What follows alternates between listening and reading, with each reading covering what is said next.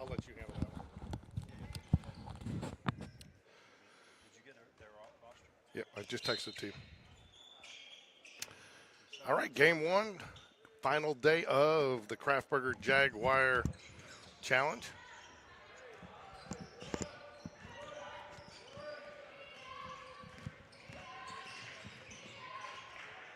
Nyla Calhoun. Ooh.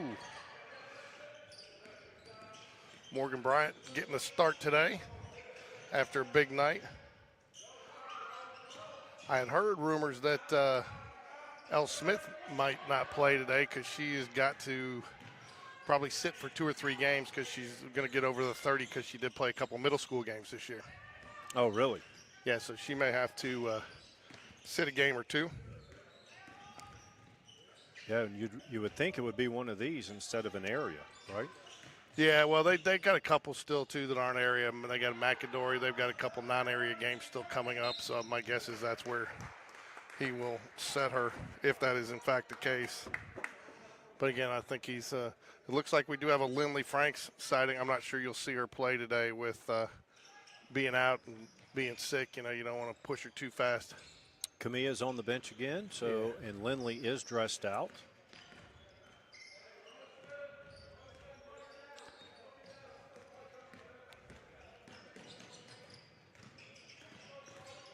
Tegan and Chanel had great games last night, and I'll tell you, I thought Nyla, she might not have had a lot of points, maybe not the most assists either, but she was solid in so many other aspects. Going to get called for the travel there. Had to kind of a late decision on what to do.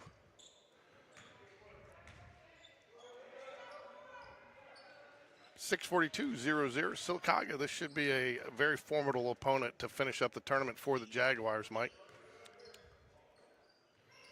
They look solid. We will be covering a game 2 today of Jackson Olin and John Carroll, which I think is going to be a nice little matchup as well. Yeah, that bonus coverage. 3 off the mark. A little bit better block out there to start the game there, Mike. Jags got a little careless in their blocking out to close out the game. That was one thing Coach Hatter, we texted a little bit last night following the game. He just didn't feel like they closed as strong as they played the majority of the game. Nice drive. Draws the contact and the foul. Tegan's been a different player these last 2 games so far. I like her being aggressive there. Nice little move. Take it to the hoop, draw the foul. Coach Hatter, I did say, where did that free throw shooting team come from? And he said they worked on it all day yesterday in practice in the morning. Now, wait a minute. Who played the previous game? Was that a SYLACAUGA team as well? Was that JV? No, they played 2 games. Okay. Yeah, they only came up for 2 days, I think. Makes the first. 2 and for the 2. Second. Stop shooting free throws there. We'll finish at 100% on the day. Yeah, that's right. That would be a season record. Looks like they're starting in that 3-2 defense. And it's not rest time. Oh, they're 3-2. No, they're man. They're maybe. Nyla and Morgan are switching up. Nope. Looks like they are playing a man, Mike. Yep. Very solid man-to-man principles off the ball. Almost a little like a matchup, matchup zone there.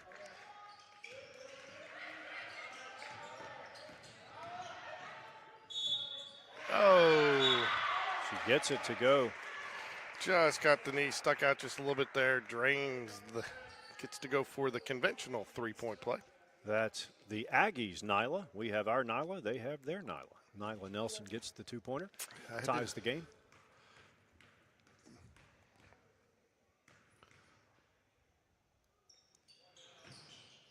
Good box out, rebound by Tegan Huey. You got your buzzwords ready, Mike? Yeah, they're in my briefcase if I need them. I mean, my backpack. Nice save by Tegan. Unfortunately, no Jaguar there to corral it after the tip back inbounds. Tegan playing with some fire these last two games, Mike. Yeah, she was injured so much of last year. She's almost kind of now just getting her legs back. And her strength, you know, missed a lot of time, a lot of weight room action with that shoulder surgery and that rehab. And, she was out for a while with it. Here comes Lindley, I believe. Going to test the waters. Yeah, I don't think there's anything wrong with that. Abby Watley will check in. 2. There you go. Elle Smith and Morgan Bryant will get the rest for the Jaguars.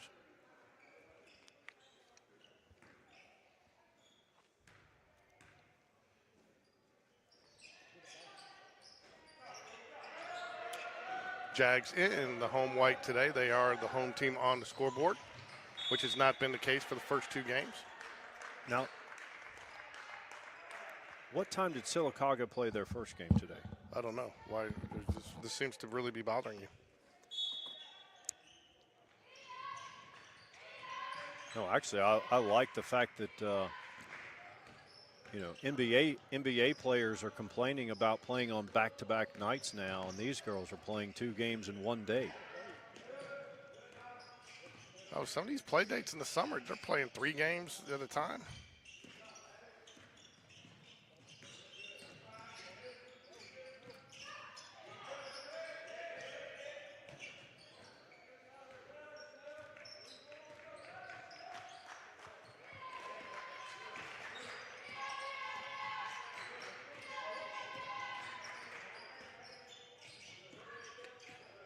Good defense. Chanel for 3 off the back iron. Good looking 3 there, though. Again, Nice good hustle. effort by Tegan, try to save it.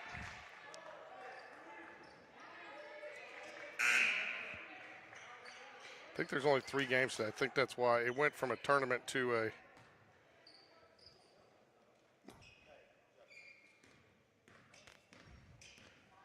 low scoring first quarter.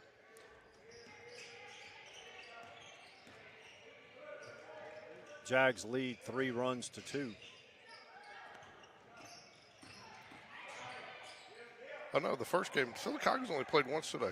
Okay. Maybe I was. It was looking at Woodlawn and Montevallo were the Yes. first game.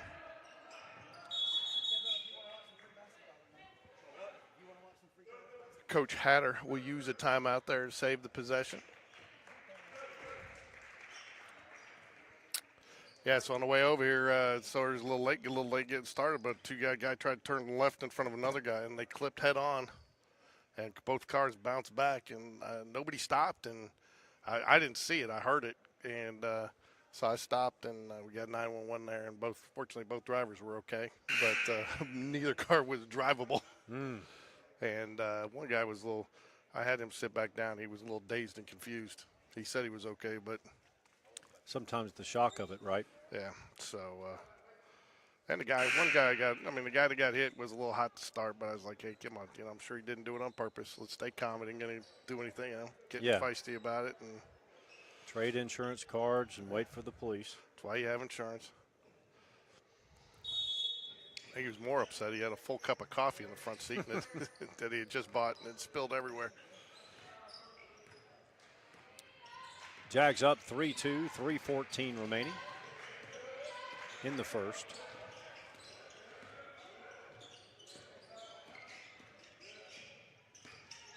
Ooh. She thought about that second dribble. Thankfully, she did not. Solid defense there. I believe that's Patterson. Nyla drives Nice and shot. scores it.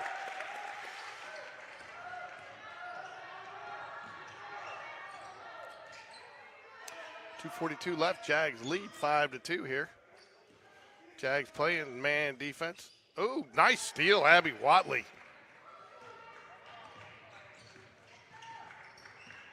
Just took it away on the drive to the basket. You got a buzzword for that, Mike? Picked her pocket. That's a good one. Abby drives it. Oh, good shot, though. I like to see her being aggressive like that, Mike, and it's just a little firm, but a good shot. Should have gone down. I don't necessarily consider that a miss. It's a miss, but you know what I'm talking about. It's not. You want to get good looks, and that's a good look. look. It was down and out, so. L. Smith checks back in for the Jaguars. Nyla, well-deserved break. L. Smith, the queen of the court, since I like to call her L. King to the singer. Good decision there. I thought she was going to travel with that.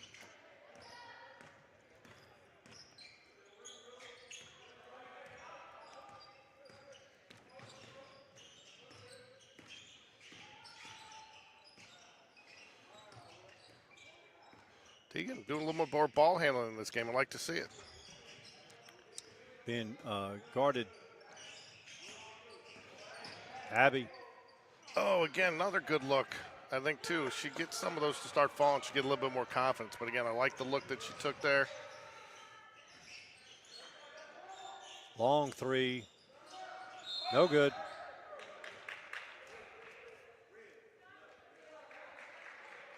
Wow. Okay. They called that on Kaylin Cannon. Didn't totally see what she did there. She was backing her out. I thought they were going to call it on Tegan, to be quite frank.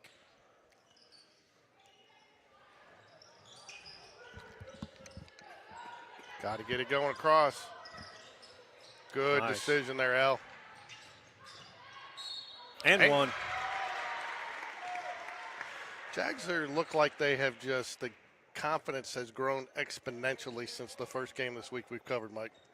No question. And you compare to last year, 2-3 years ago, it's not close. Yep.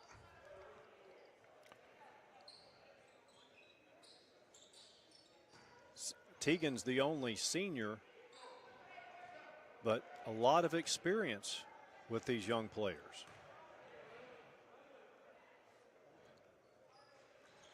Ooh, firm off the back of the rim.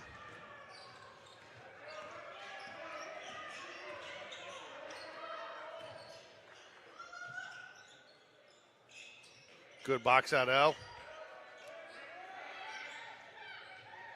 I like how L starts turning immediately, looking for her handlers on the wing. I tell you, Chanel is not afraid of the sideline. She loves driving it up there, planting that foot and going. She's got the speed. She has the size, too, to ward off defenders. Lindley drives it, puts it up, doesn't get it to go. Again, not a bad look. I mean, the Jags are getting good looks. That was a tremendous pass. And a nice finish there. That's number 2, Jaden Harvell. Great pass. About 70 feet.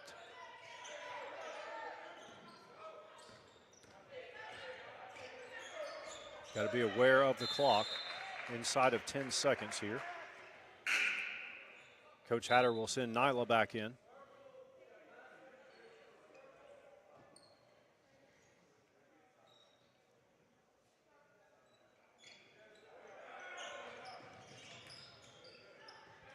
Turnaround shot, it is good. Count it for Chanel Hunter.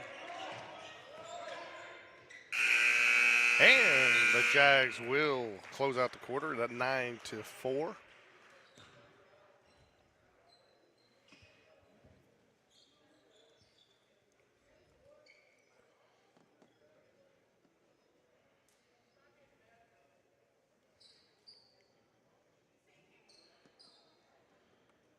Cameron get to Charleston today? She did. It was nice. I'll tell you, too. So she was loving me. So we show up in the morning, and, she had to check her bags. And because we paid for them on the flight yesterday, you actually had to go to the counter. You couldn't print the tags, and 25 people deep in the regular line. But I showed my little platinum medallion digital card, and so That's even why though you do it. even though I wasn't flying, since I bought her the ticket, they let us slide up there, and we went to the front of the line and got her bags, and then made it through. Status, baby. Status, it's worth it, man. I told Cameron, I said, I'm not sure I could. No offense, I mean, for people who don't travel a lot, but I said, and again, it'd be different if I didn't travel as much, but I couldn't be a regular traveler as much as I travel. No. Huh? I know I'm spoiled now. I need my lounges. Yeah. I want my upgrades. I Well, don't want to even think about paying for luggage. That's the other thing too. You know, they had her seat assigned at the, but you know, we went up and talked to the lady, which is very nice. How's your day? What's going on? And the next thing you know, Cameron's got an aisle seat in the exit row, both flights. Nice. Second quarter underway. That was another. Wow, it looked like she thought it was tipped. She pulled her hands up. I thought it was tipped. But they didn't conduct a poll and ask URI. No, I'm surprised. I don't know why. We've always been so friendly to the officials. The SYLACAUGA coach did not seem to protest too much there, so SYLACAUGA going to back out of the press. Nyla will run the point. Morgan Bryant back in the game.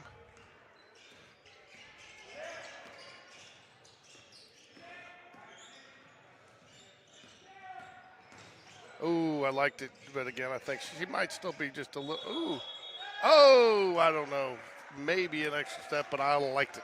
Do you really think they would call Manu Ginobili on that? No, of course they wouldn't.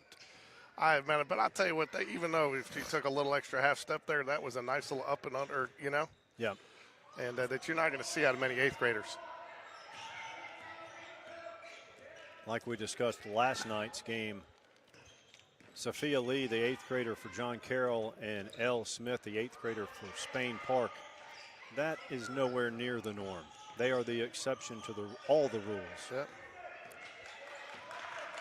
So far, second quarter is scoreless. And I'm not sure you can count like Nyla Calhoun as a freshman. No, and because this is her third year, her first year at the high school as a student, but her third year on varsity. You got to give Coach Hatter credit. He brought those girls up. You know, they come down here for practice in the morning. He walks them up in the mornings, gets them to school safely.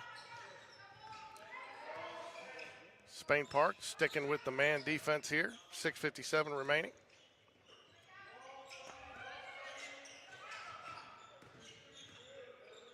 I still can't tell if they're in a 3-2 matchup.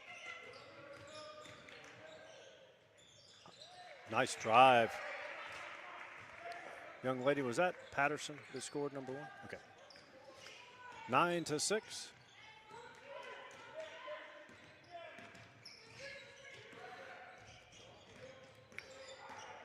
Good decision by Abby to pull it down. Lane was closing on her. Looks like Mike SYLACAUGA's tightened up a little bit in the lane. I think the Jags are going to have to start hitting a few from the outside here. Nice cross court. Three on the way. Bottom. Great vision there by Elle to know. And again, that's where some of the trust and the confidence is coming in. She knew where her player was going to be. You know, came, put her eyes on her, and was able to get the pass. When you're not having to search for your player, that kind of makes it twice as easy. Yeah, one problem is a lot of times the offensive player will leave their feet without having an outlet. She did not do that there.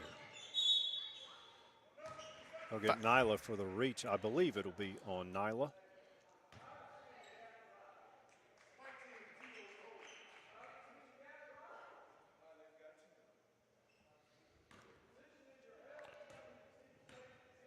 You know, when you have a light crowd in the middle of the day like this, even Coach Hatter can be heard. Normally you can't. He's more known for the stare down than he is the yelling. All right, we've got Chanel, Elle, Tegan, Morgan, and Nyla on the court. Free throw is good. Patterson having a solid first half. 5-point game.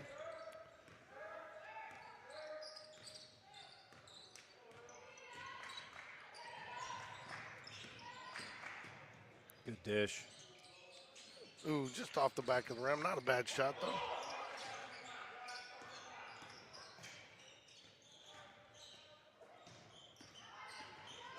Nice drive.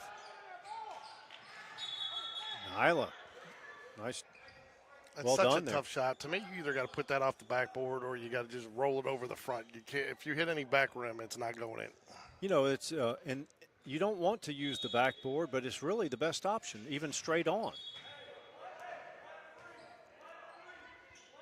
12-7, 5:16 remaining. When did the backboard become so taboo to use? You know, I mean, it was like. Okay, so nice finish. I mean, some people look at the backboard, it's like, oh, you lucky shot, you know? I believe he would have been there when you were there. James Hollywood Robinson. Yep. He played many years in the NBA. He used the backboard as well as anybody. He was a throwback from that stand. He was a tremendous athlete. I mean, he was a 6'1" guard from Jackson, Mississippi that they could throw alley-oops to. Yep. But he would shoot 17, 18-footers off the glass. Yep. I remember. There's a rumor that when you played, you used to put your free throws off the backboard. When I shot them left-handed, I did. But I only shot my free throws left-handed when we had a double-digit lead. Good relentless defense there by the Jags results in a travel. The turnover will give the Jags the ball here. 4:51 remaining. Jags have doubled up the Aggies here, 14-7. Only up a touchdown. Apparently, Cameron ran into Coach V in the airport today. He's headed to the Cotton Bowl to see Miami and Ohio State play tomorrow night. Okay. He's going to be a Miami fan, he said. You know, apparently him and Coach Mario Cristobal got to be friends when he was kind of the recruiting coordinator for this area when Cristobal was at Alabama. So, and when I guess Coach V was at as that would have still been in his Jackson Olin days. You know, so they got to be friends, and so he's going to go out and support the Hurricanes. So good for him and his family. Absolutely. And thank goodness the Cotton Bowl is not really in the old Cotton Bowl. It's in Jerry's world. It is in Jerry world.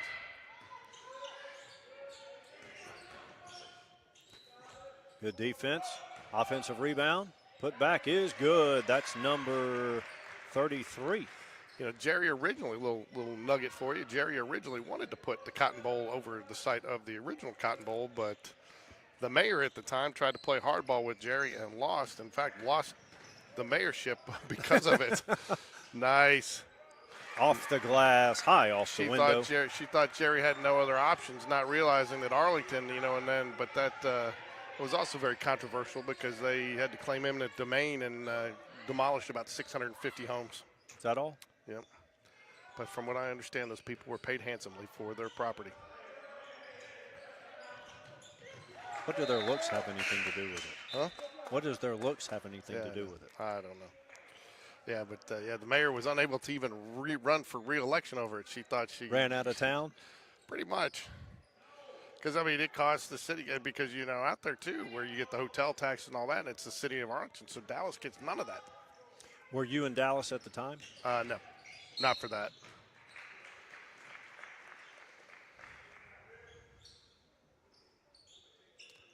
My question is, why do they put these retractable roofs on these stadiums? Because they never seem to retract them.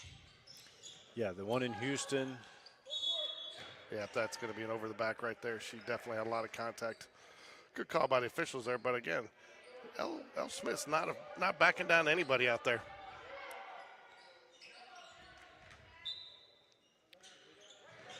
Aggies inbounds it.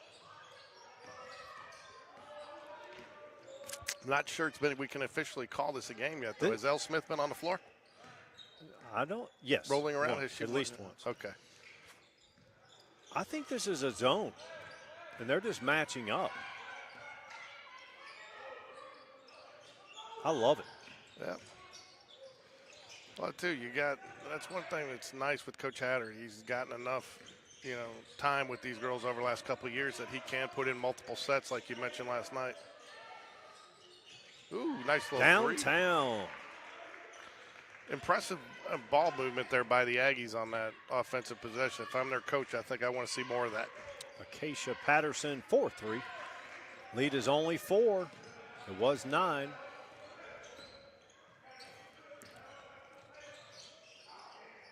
Drives baseline. Cross court. Ooh, good look.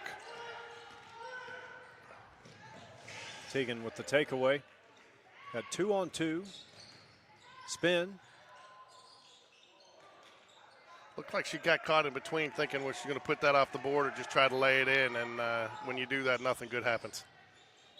Travel. That will be a walk.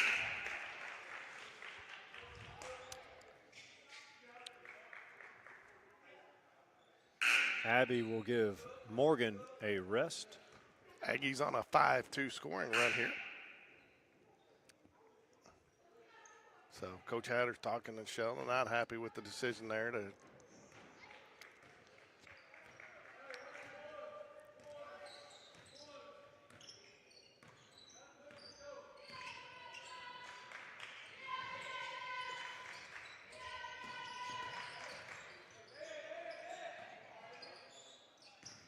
ooh, almost got a carry there, but Nice dish out. L 4-3 Rainbow off the front iron. Teagan with the rebound.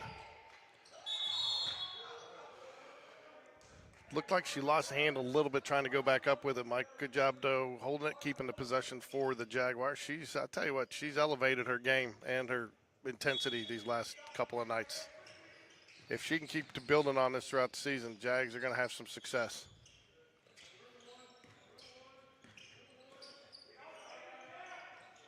Nice find.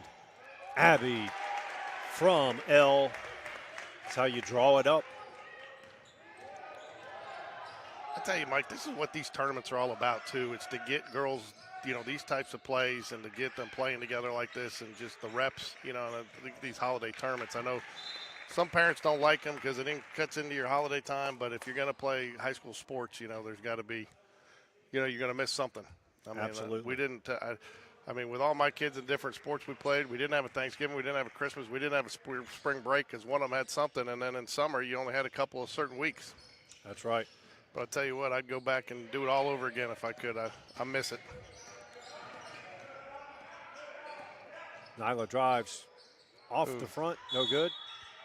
Ooh, good hustle there, too. That's twice now that I recall Nyla driving, shooting, missing, but getting her own rebound. Good decision there. I think Coach Hatter going to bring in Chanel, probably one of the better inbound receivers, put up for the shot right off the play there. So probably look to get her something around the block and maybe an easy layup here. The Jags do not have a big three-pointer on the way, long. You got to figure her touch is a little off. I mean, she hasn't practiced much being sick, and I know she's wanted to be here, and I think she's watched pretty much every game we've called. And then when you have an illness, when you don't have your legs, there goes your shot. Yep. So, but good to see her back out here. Teagan. Great steal, Teagan Huey. Team foul number 3.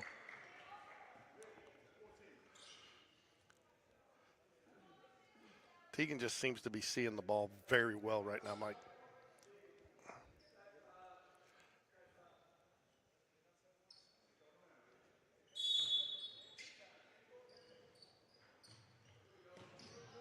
They got to be careful on that pass. She needs to make sure she's established in the back. I mean, I know she was there, but there are a couple times they've gotten close, and you don't want to see a tight area game where, you catch it in the front court, jump into the back, and get that over and back call. They will call that. Got to get a shot off. There you go. So Jags will take a 18-12 lead into halftime here. I want to give a quick shout-out to our sponsors real quick, the Kraft Burger. I had the Cuban sandwich today, in fact. Did you? We talked about it yesterday, and I was coming over early until I saw that rack. So to get something, and Orange Theory Fitness Inverness, both of them proud sponsors of the Jaguar Challenge here. So I believe you got an interview coming up. I'm going to go get some lunch, and I got to make a work phone call. So I think who are you bringing? I don't know if she goes by Tori or Victoria Hunter. I think is the older sister that you're going to interview. Well, I will find out. So.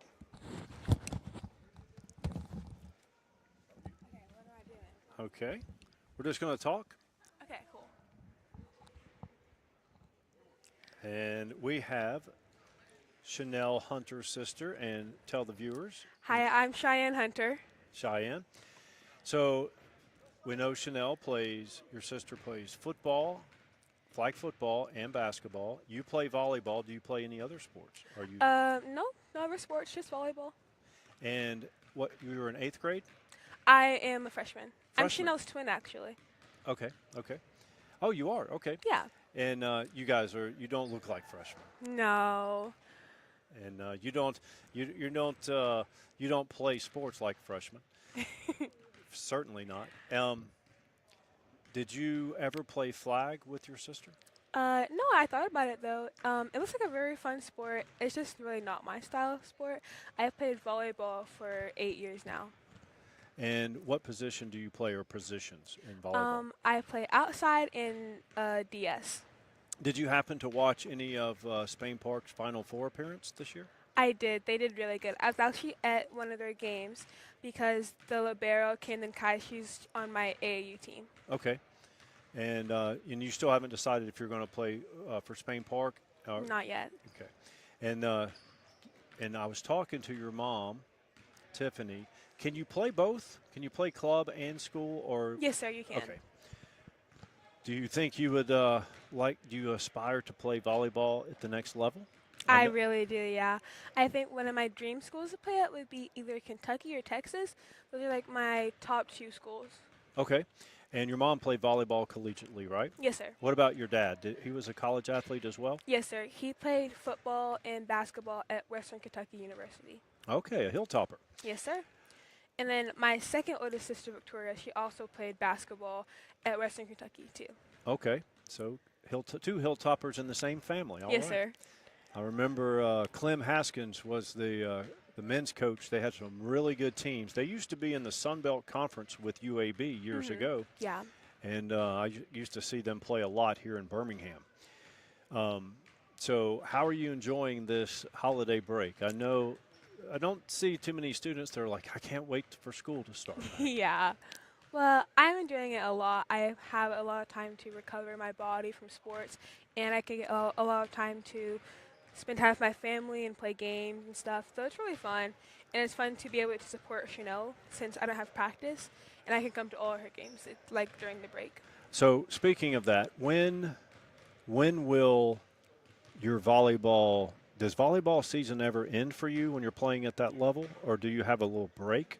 I have a little break after my nationals in June, like in August, like June, like July, August. I have a little break. Okay. But then I go into fall training August through November, and then November we start club season.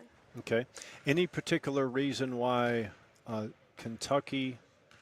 You said Kentucky and Texas? Yes, sir. Why do those 2 teams? Have you been to those campuses and they just appeal to you, or? Yeah, I've been to the Kentucky campus and Texas campuses. They're really I like how the tradition is there and how tight knit the teams are, and I feel like that would be something I look for in a team. Okay. Yeah, I've been to Lexington and Austin, both great campuses. Yes, sir. And Texas has a lot of students there. And they do. And if you can get in as an athlete, that's good, because there are students that have outstanding scores, perfect scores, Yes, sir. and cannot get into University of Texas. Yeah. So that's another reason to put them on the list, I guess. And plus now they're a part of the SEC. Yes, that's another reason. Those are my top 2 schools. I love the SEC conference. Yep. And how would the SEC rank in women's volleyball compared to the old Pac-12 and the Big Ten, say? Are they on par, you think? They are on par.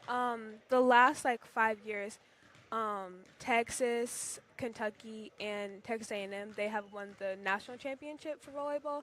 So they're really uprising in volleyball in collegially. Well, if you win it all, I guess that is the elite of the elite, right? Yes, sir. Well, we appreciate you giving us your time, and we are glad to see you supporting your sister, and look to see you in the future here at Spain Park. Yes, sir. Thank you so much. Right. Happy New Year. Happy New Year's.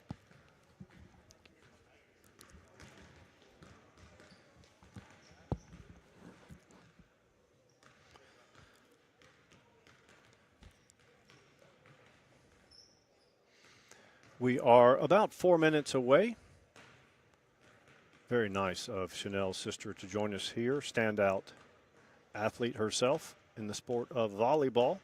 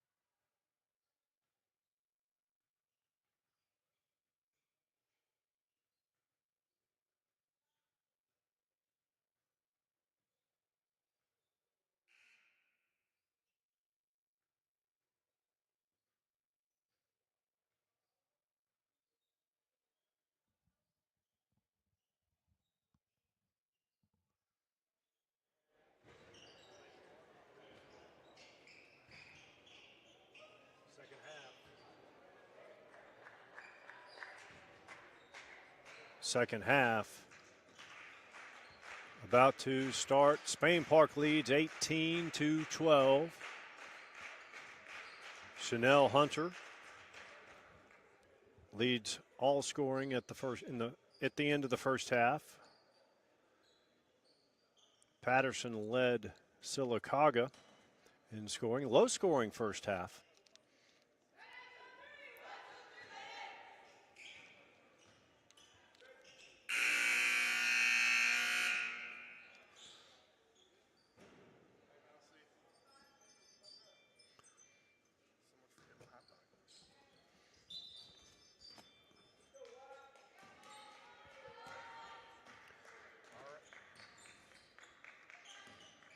All right, here we go. Back in action. So, Mike, what do your coach had, or what did you tell your team at halftime? I didn't see any issues to really correct other than keep the opponent off the glass.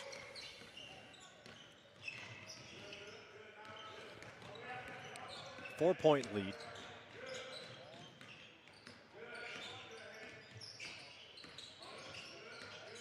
Tegan. They'll get her for a walk. Yep. Didn't have a lot of help there, though. Somebody should have come down around the wing a little bit. She looked for the outlet pass. It wasn't there. She kind of got boxed in with 4 people there. So, that was just I think a little late getting there, and but a good, I think she tried to do what she could with it.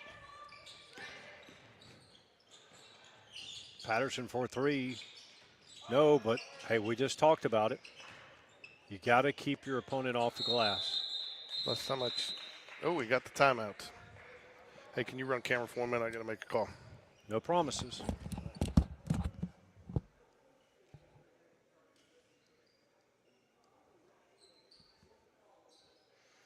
.707 remaining, third quarter. Jags 18, Aggies 14.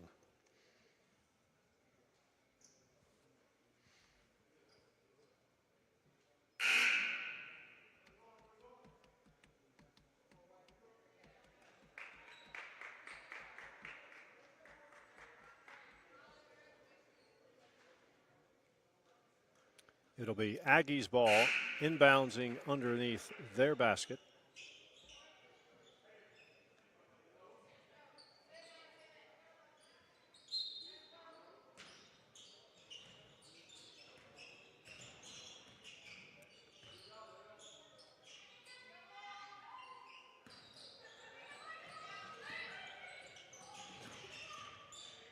Long 3, arcing shot off the mark. Nice box out. But Aggies do get another offensive rebound.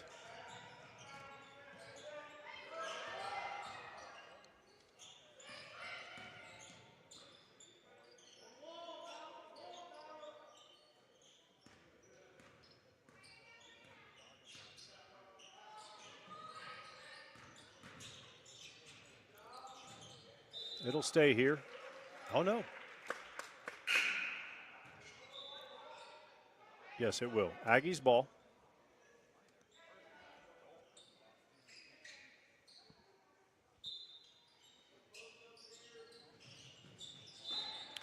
Morgan knocks it out.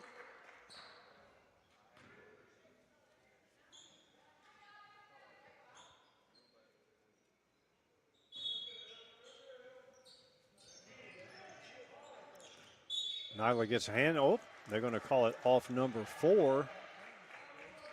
We had a Nyla on Nyla situation there. Snell has it. She'll bring it up. Looks like Aggies are in a true man-to-man.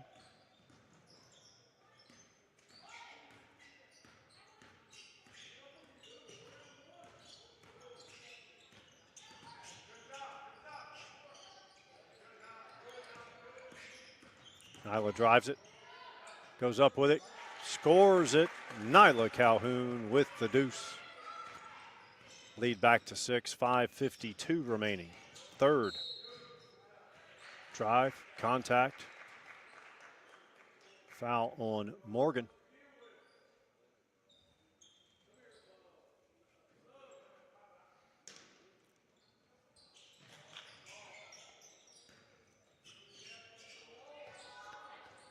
Spain Park 20, SYLACAUGA 14, third quarter. We are in the Kraft Burger Jag Challenge.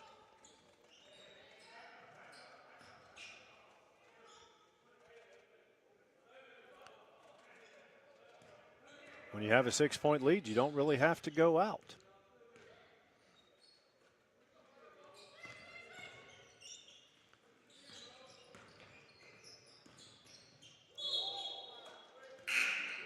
Travel violation. Lindley comes in for Morgan.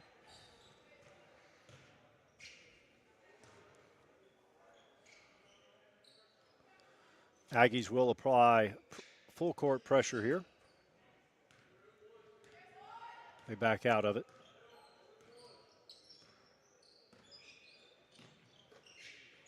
Tegan with it, left wing. L up top. Now Lindley. She'll drive it to the top of the key, back it back out. Nyla has it. Tegan for 3. Nope, but L Gets her hands on the rebound, knocked out of bounds, off the Aggies.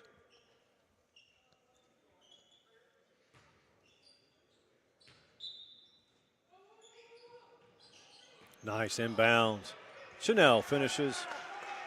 Very solid play there. Lead out to 8. Patterson, she's had a solid game. Long three. Ooh, in and out. The iron unkind. Nyla will drive it. She's feeling it. Heat check. Count it.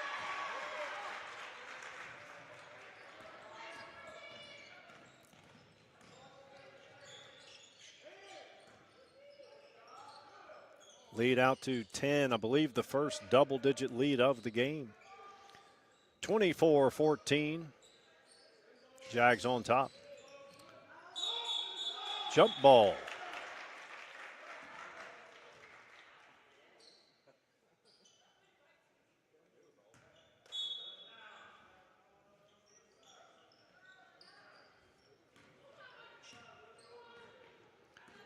Nyla will L for 3. High arcing trifecta. L. Smith, 13-point lead.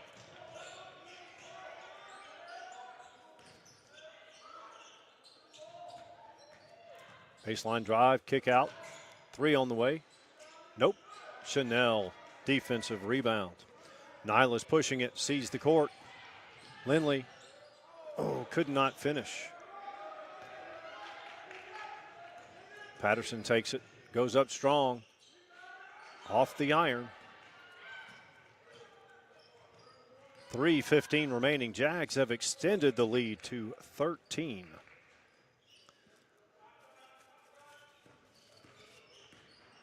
Teagan out to Nyla.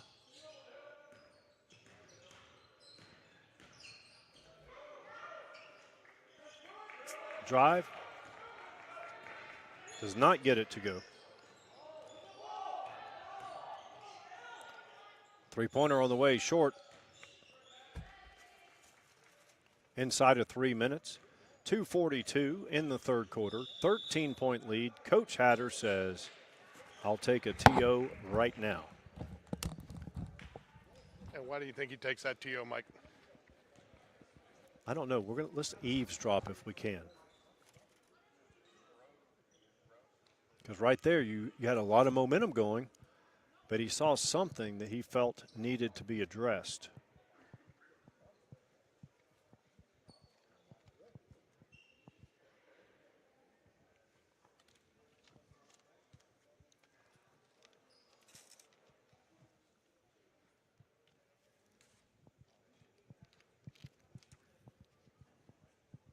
Did you call the hot dog man? I did. No, I actually had to make a work call. And I had told Drew I wanted a hot dog. I didn't get a chance for lunch when the thing happened, and then he had the hot dog sitting there waiting for me. So I like the way the Jags have come out, though. And again, their defense. But I think one of the things he's really going to look for, obviously, you want to win the game here. Still far from decided. But how do they finish? Well, at this juncture, when you're talking 2 minutes and change to go in the third quarter, the lead is 13. It's been a slow-paced game for the most part. You feel like if the Jags score the next 4, it's likely out of reach.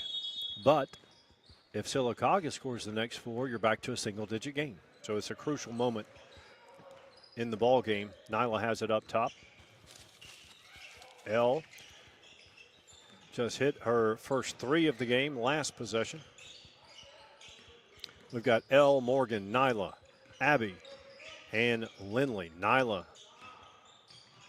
dishes out to Lindley. 3 on the way, on line but short. L goes up, contact, no foul.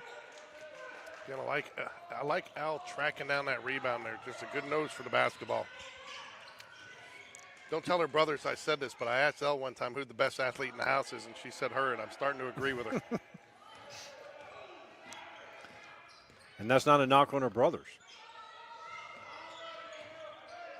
Nice. Dish down to the block. Tie up, jump ball. I'll tell you, number 24 for the Aggies, Malaya Bryant. She has threaded the needle and dished out some dimes today for the Aggies. Announcer Jinx. Yep. Thanks, Mike. Knew we could count on you. Lead is 13, 1:46 remaining, third quarter.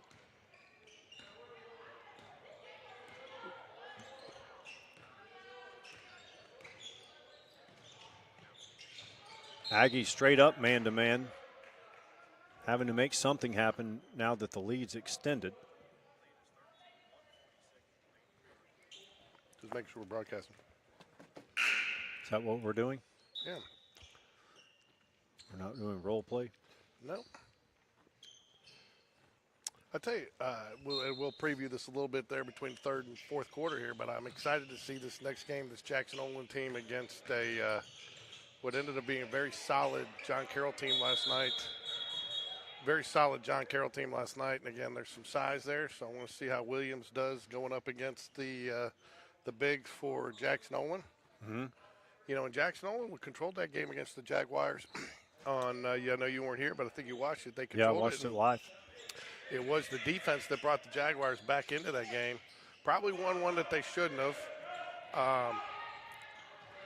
But again, their fight and determination. Good decision by L there just to try to contest it a little bit and not draw the foul. Another great pass, look-ahead pass from Bryant. There's 2 of your 4, Mike. It is. See if the Jags can score the next bucket. Oh, tough. Just deflected it enough. I tell you, Lindley's impressed me. Her ball handling has improved significantly since last year. No question about that.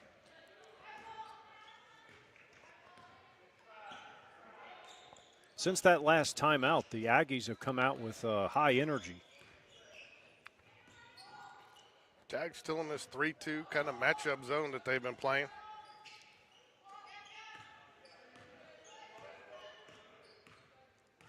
One of the things I like about the 3-2, Mike, is it extends the defense out and just really makes you have to work that much deeper to get a good shot.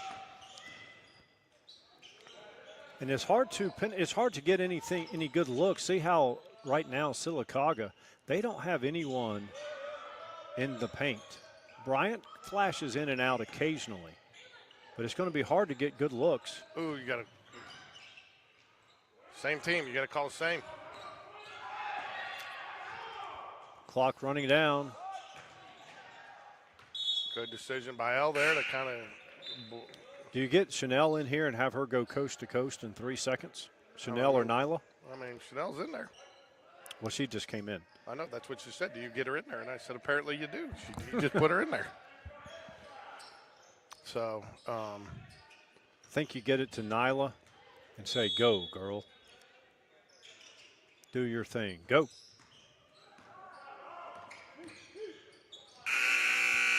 Ooh, looked like it was online there. How about that 40-footer last night from Lily Birch? Yeah, Lily Birch. So, yeah, I think this will be a good game to close out the Jaguar tournament. I think you have probably the Jaguars right now look like probably the best team so far that I've seen out here in this tournament. And I think you really have these two, this Jackson Olin and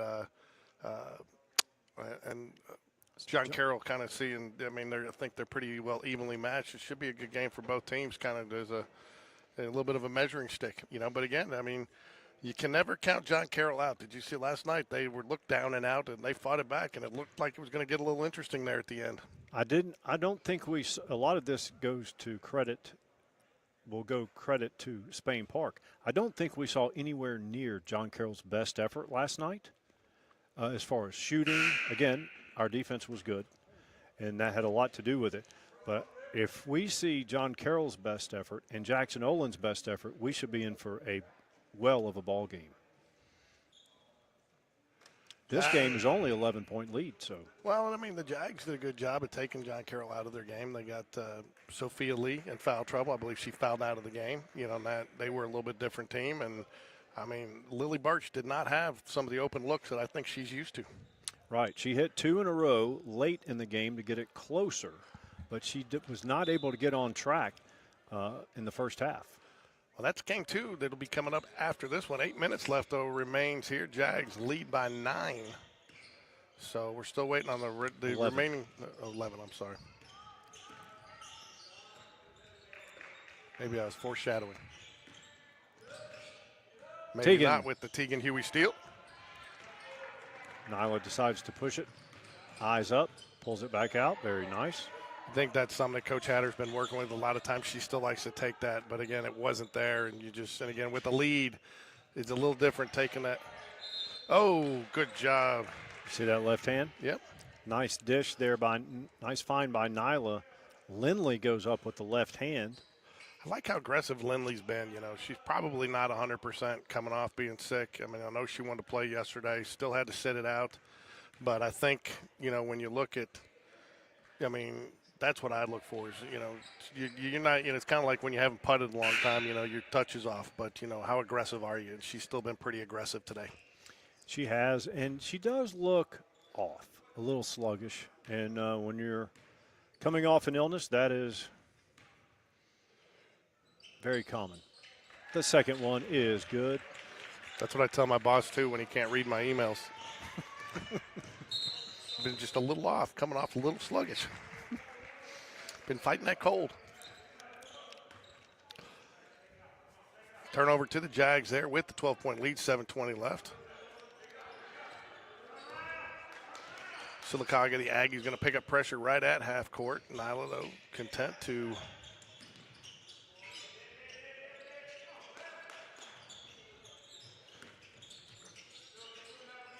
nice find. Tegan Huey, she'll complete it. Nyla Calhoun with the dime.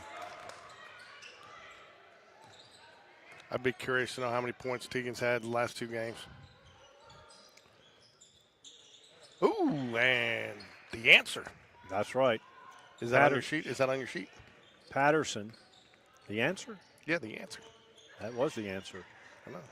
Acacia Patterson says, I'll take your 2 and raise you a 3. And she did. 11-point game. Patterson's had a really nice tournament. 3 on the way. That one's off the mark. Firm off the front of the rim. No chance for anybody to rebound that one. There's going to be a timeout. TV timeout. Who called the timeout? I didn't see a full timeout. SYLACAUGA. It looks like they're probably going to put some type of press in, don't you think here, Mike? I think the referee said GameDay Sports Radio Media timeout. There you go. Kraftburger, 2 exciting locations, one on Caldwell Mill Road in Valleydale next to Publix, or over on Highway 280 across from Lee Branch. Kraftburger, sponsor of the 2025 Jaguar Challenge here at Spain Park for the 2nd year in a row. I want to thank them for their sponsorship and their support of Spain Park basketball. Also, after you eat those burgers, go work out at Orange Theory Fitness. Orange Theory Fitness over on Inverness Corners there, right there, Valleydale and 280, across from the PGA Tour Superstore over there in that same area, Jim and Nick's. New ownership in there, Mike, new equipment of all new treadmills. A new year, a new you. I hear you. Thank you, Orange Theory Fitness and Kraftburger. Had Kraftburger for lunch. It was good. I talked about the Cuban sandwich yesterday, and I had to have it today. It was good. Full court press. Gonna have a tough time beating the count here. They won't do it. Nope. Turnover. They had a little too casual there with it. I mean, again, had some space there. I'd like to see you dribble it up a little bit. I think Morgan's going to come in for Lindley Franks. Morgan Bryant gets some action. Morgan, Chanel, Nyla, L, Tegan, Huey. That's your 5.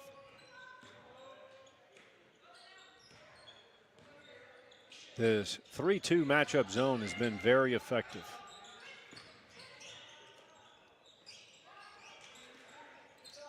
I like the adjustment. It hasn't resulted in a score yet, but SYLACAUGA is now flashing 2 people into the lane, and you have to against this zone in order.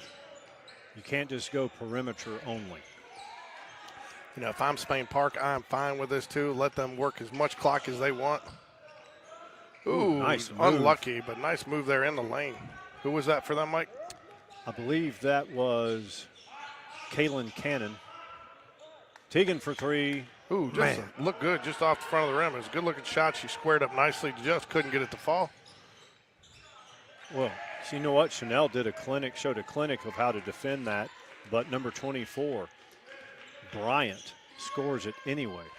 We're back to single digits. They do get it across just in time. Oh, didn't have to make that pass. Let your team get down there. SYLACAUGA on a little run. Going to try to cut the lead to 7 or less here.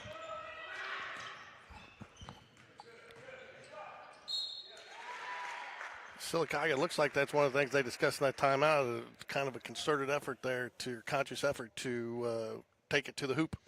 Yep, you're seeing some urgency on the defensive end, pressing full court, high pressure in the half court.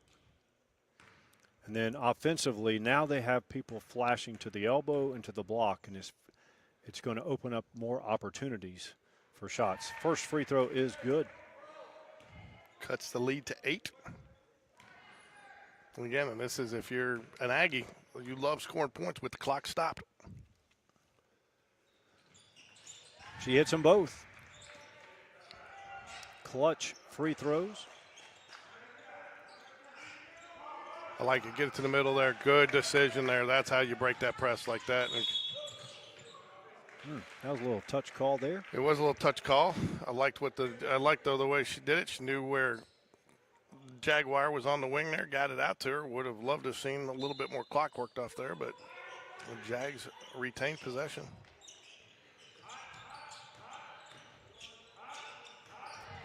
I was saying, I think Coach Hatter might have come unglued there if that was a quick 3 right there. Yeah.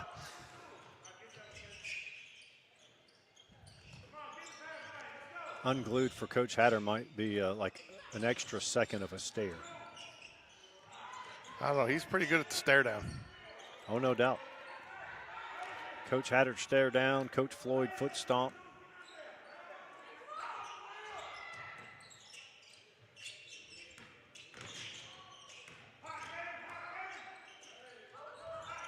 They're going to go try to trap. Coach Hatter going to use a timeout here.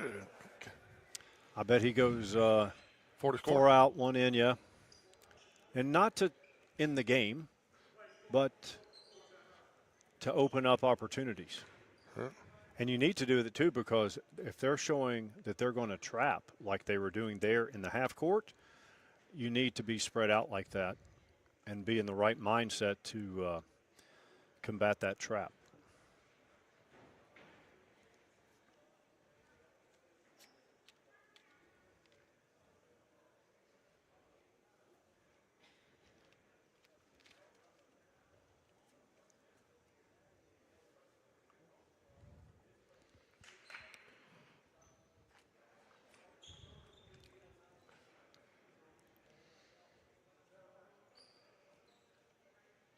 So 4 to score here, Mike? That's what I would go with, and I would say Coach Hatter's going to go with something. And at rim 2? That's what you want. Well, with a 7-point lead, what would you rather have? A 3-pointer right away or an at rim 2 with 1:49 left? And at rim 2 with 1:49 left. Math. I'd rather have an at rim 2 with about 2 seconds left. Oh, how do you miss that? I guess that was the play, though. On a trap. Nyla sees it, splits the double team. L drives it, short corner. Up.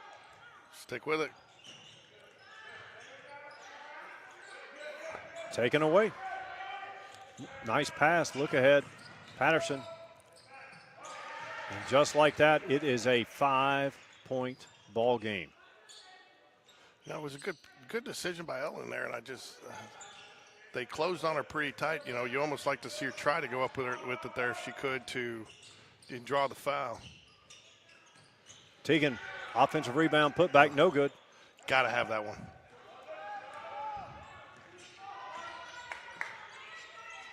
The press, Mike, and going inside offensively for the Aggies has been a huge difference maker here in this fourth quarter. It has. It's taken Spain Park out of their comfort zone for sure.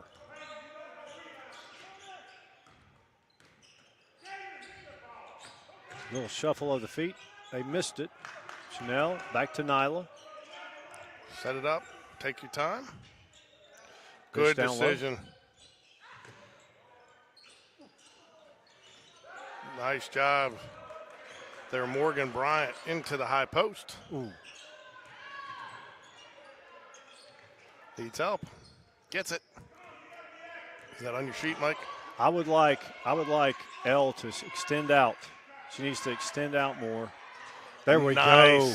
And Teagan wanted that layup back and got it. Chanel with the dish to Teagan Huey, back to 7. Quick timeout there by the Aggies. When the ball is on middle of the court to this side, I would want to see Elle extend up because you can't get her the ball. In that corner. Yeah. Right. So she needs to extend up, especially when the defense is down and they're going to be trapping. So I've been impressed with the coaching staff here, too, at SYLACAUGA. So he's done a nice job. I thought he's done a very nice job coaching up his girls in the timeouts. Used some timeouts at some wise times and made some good adjustments to keep them in or get them back into the game a couple of times. You know, the one of the best tests of a coach is when the other coach comes out with something that you were not prepared for after the timeout and you can adjust quickly. And we've seen a lot of that in this gym. Yeah. Both men's, boys and girls basketball, right? Did you remember when Coach Chase was here and we were playing Pelham and they ran a play off their inbounds play and they definitely had the girl that was going to win the tip, not the inbounds play, but the jump ball. And Coach Chase, we got out there and he goes, hey, go stand right there because she's going to pass to her. She's going to tip it to there. She's going to go there. And you could just see her put her hands on there. And, of course, they didn't know what to do, and they did it. We ended up taking it down for an easy layup on the other side. And they never got back into the game like that. He took them out of their game right out of the gate because he knew exactly what they were going to do from watching film, and she didn't adjust. Right. She is now the head coach at Vestavia. The Pelham coach got the job over at Vestavia. Okay. Is this year one? Yes. Don't you remember she had the hands on the hips last year when Coach Hatter went out there and dribbled for 2 minutes just out front when they were trying to get him out of that zone. Yep. Big 3. We're back to 4. The deficit only 4. Ooh, bad pass there. That wasn't open, and I think she forced it, Mike. Kaylin Cannon hit that 3, knocks it to 4. Ooh, that could have been an and 1. Now we're down to a 2-point game. The pressure is on. Got to get it across quick. Good decision there, Coach Hatter. He knew because the 10 seconds resets right after the timeout, so he had to use the timeout. He knew he was going to not be able to get it across there, and this possession is critical. Look at the team fouls. You just read my mind. I was about to mention that. Spain Park only 1 team foul. SYLACAUGA only 2 team fouls. Optimal game theory here, in my opinion, would be send in subs, foul, get it to 3 fouls, maybe even 4. But, you know, that doesn't take into account the success that SYLACAUGA's had the last 2 minutes of game time with this full court pressure, because it has been highly successful. Lindley Franks, I think you bring her in. You got the extra ball handler now in. You got Abby Watley. Get the size down there to, if you do get a shot off, you're getting the offensive rebound.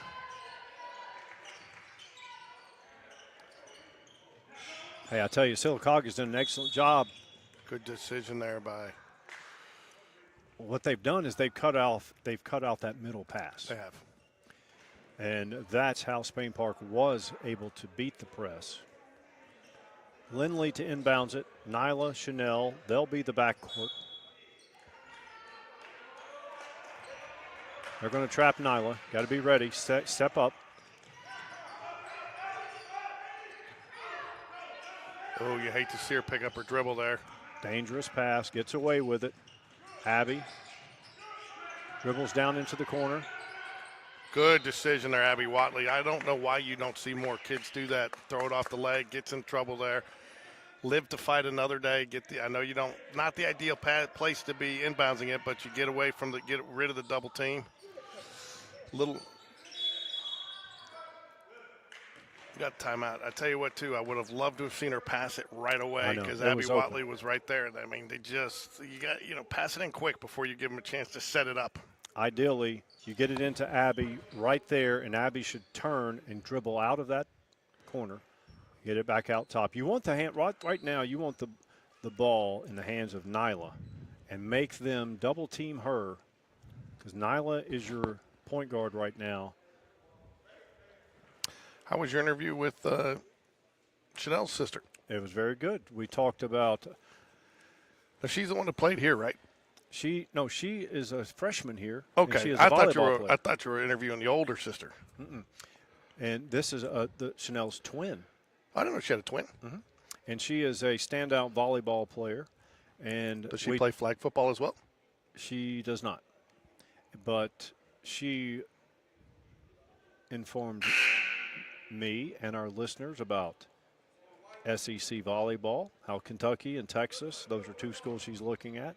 And I did not know, but SEC is now, they've won the last three titles. So SEC teams. Football or volleyball? Volleyball. Football last year was Ohio State. See, Chip Kelly got hired by Northwestern today? I did not. Yeah. Left Ohio State to go to the Raiders, only to get fired in his first season. Classic Raider move. Mm-hmm. Yeah. It's his fault, right?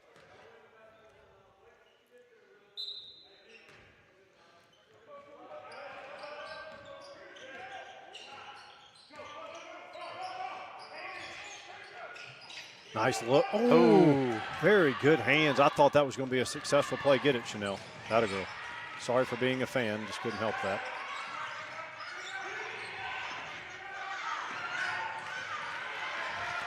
And now you got a little. You can kill a little time here. Good decision. Oh, I don't know if he wanted that three. No. Tegan though chases down the good decision. I think he is. Coach Hatter's throwing his hands up. Did not like the three. If you shoot that three, you better make sure you're going to make it. The way the Spain Park offense is, I guess they get conditioned to, hey, I've got a shot. Yep. Coach Hatter tells me to shoot it, but this is different circumstances. L. Smith going to check back in. I guess coming in for Abby Watley. She does. Nyla, L, Tegan, Chanel, and Lindley. Really, all you can't have here is a turnover. Right there, perfect. Oh, and that will send her to the line to shoot two.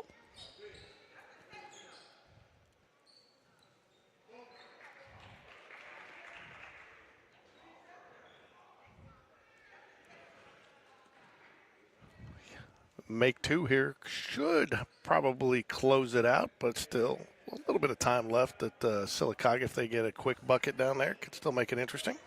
Well, but you got to make your free throws, Mike. You make both free throws here, and then you foul, foul, foul.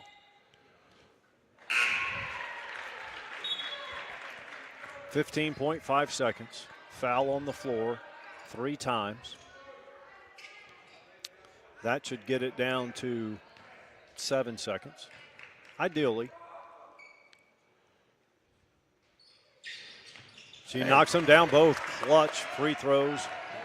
Not going to foul.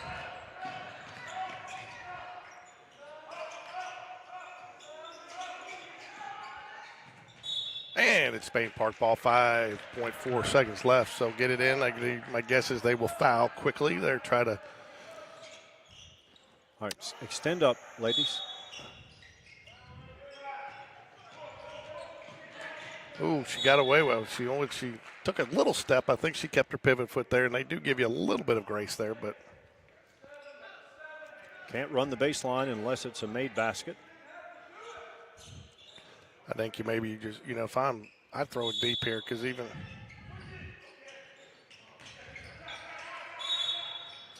That will send Nyla Calhoun to the line with 3.1 seconds left. Jags are going to close out the tournament 3-0 here, Mike. What impressed you the most? I would say the improvement from last season to the first of this season, and then from the first of this season till now, which has only been a month and 5 weeks maybe.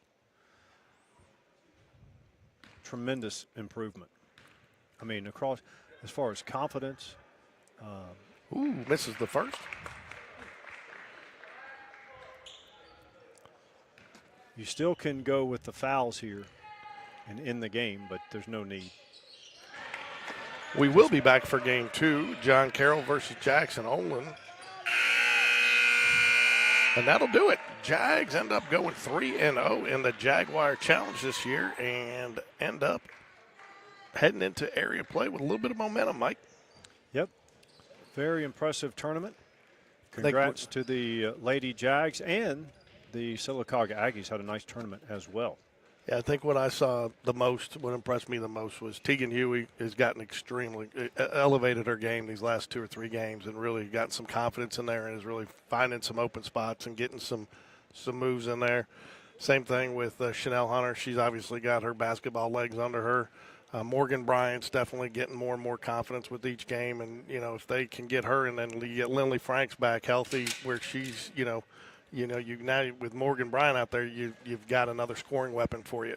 Yes, and plus, you got you've got players that didn't play today. Camilla, who normally gets minutes, she's been out the last 2 games. Who else are we? Sia Roberts didn't play. Sia Roberts is running out of games that she can play because she is playing middle school as well. She's an 8th grader, so she did not play today because they did not want to take her away from a potential area game. Mm-hmm. All right, we will be back in 10 minutes for Jackson Olin versus John Carroll. Stick around.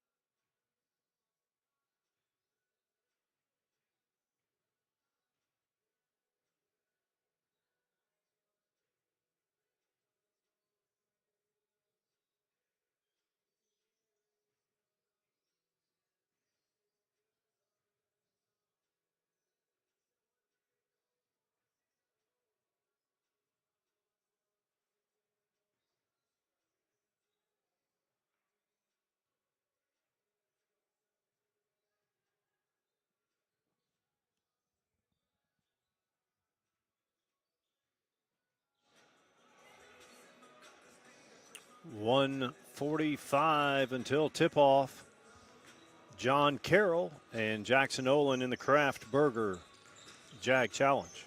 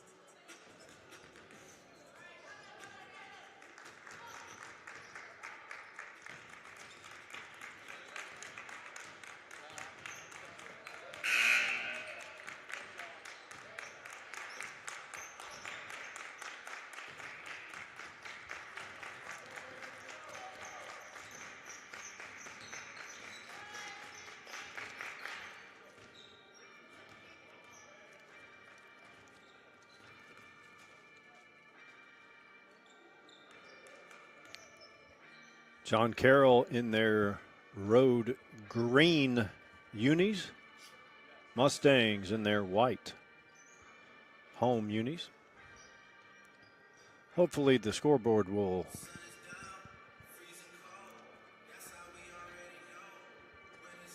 reflect that.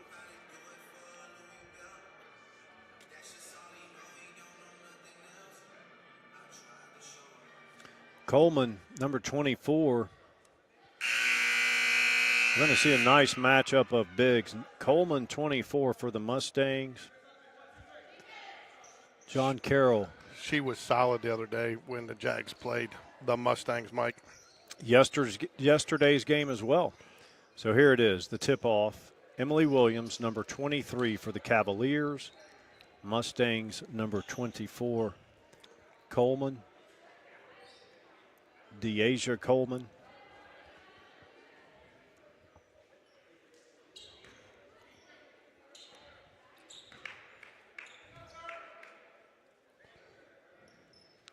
Mustangs only dressed out 8.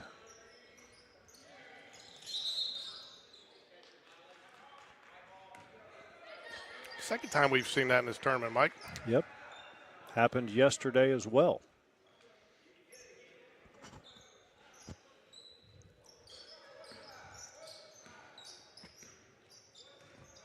Little with the ball running the point. Taken away. Sophia Lee drives it left hand. Man, she loves that left hand. Emily Williams starts the scoring. Cavs up 2-0. Looks like they're going 1-3-1 full court. Wasn't that the old Mountain Brook staple? It was. Buckyball.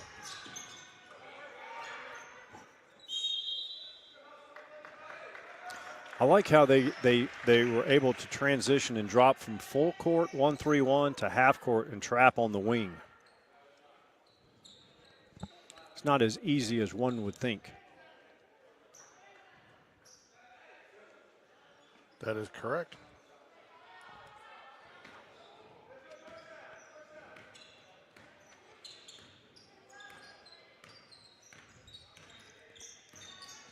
Nice. How is Bucky doing at Texas A&M?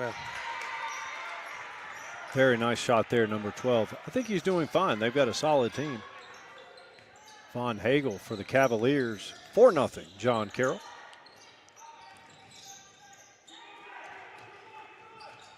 Three on the way.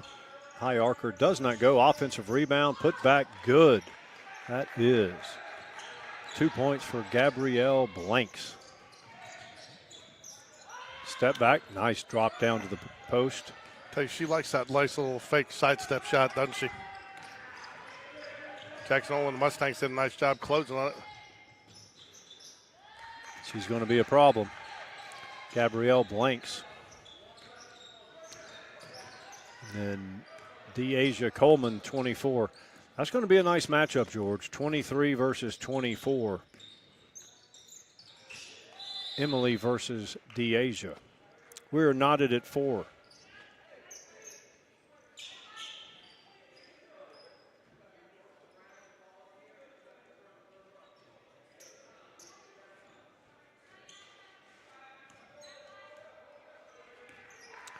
Now it looks more like a 1-2-1-1.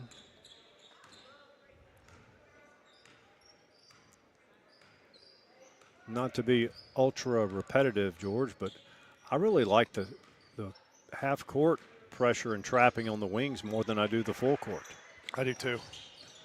You know, you take a lot of the easy buckets out when you do that. You know, I think the risk reward is not there for the full court as much as it is the half court. Agreed. Jemiah Mitchell, she'll score it, give the Mustangs a 2-point lead. Nice active hands by number 5, Trinity Rose. She's had an excellent tournament.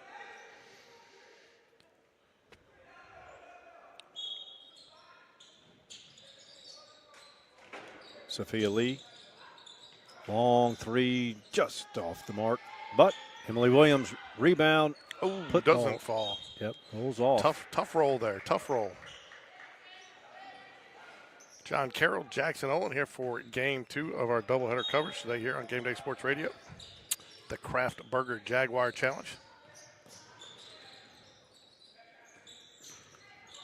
Nice turnaround. Can't finish it. Gets her own rebound.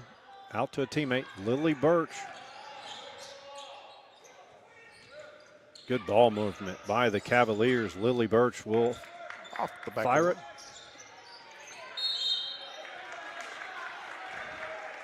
Going to get the foul call there. A little surprised at that, Mike. I did not see it. Thought it was going to be a tie-up jump ball.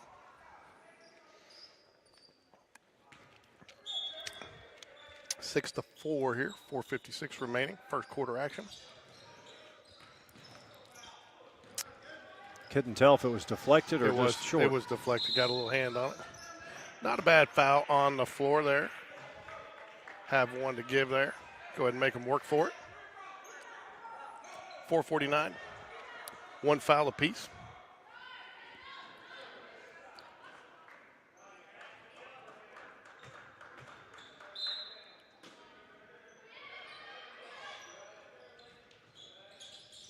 You have to give so much attention to Coleman down there. It should open up some other opportunities for other Mustangs. Got to give Jackson a little bit of an advantage here from the side. Ooh, she liked that shot the other day against the Jaguars, Mike. I think that's Rose, isn't it? Bingo. Trinity Rose, trifecta, just like that. It is a 5-point game. Eyes up, young lady. Very nice. Nice little step. Oh, just can't finish.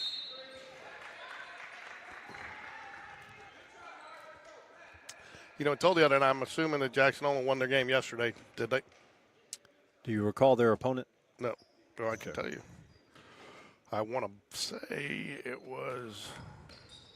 I'll tell you here in a minute. What a luxury to have Emily Williams as your outlet to beat a press break. I mean, to beat a press. Lee. What do we got here? I'll tell you who their opponent was. Their opponent yesterday was SYLACAUGA. Yes, Jackson Olin did win with relative ease. So 2-0, I believe they came in here with a 12-2 record to the tournament, so definitely a formidable opponent.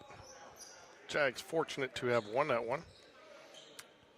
Could have gone either way, right? Yeah. Well, no, I mean, the Jags were clawing their way back the whole game and got down by about, there was a double-digit down at one point. Came back and then that's where Morgan Bryant hit the 3. Not the buzzer beater because there was still a little time left on the clock, but so. Very low-scoring game. It was in the 20s, right? 27, 28, 27 maybe? Something like that, yeah.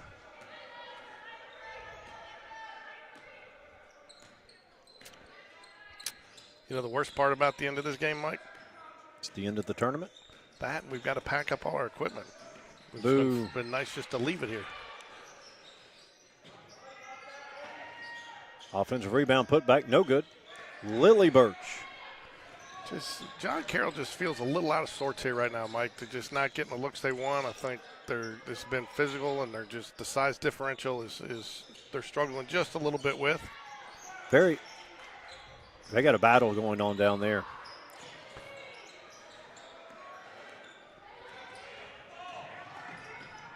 Nice drive and take and finish.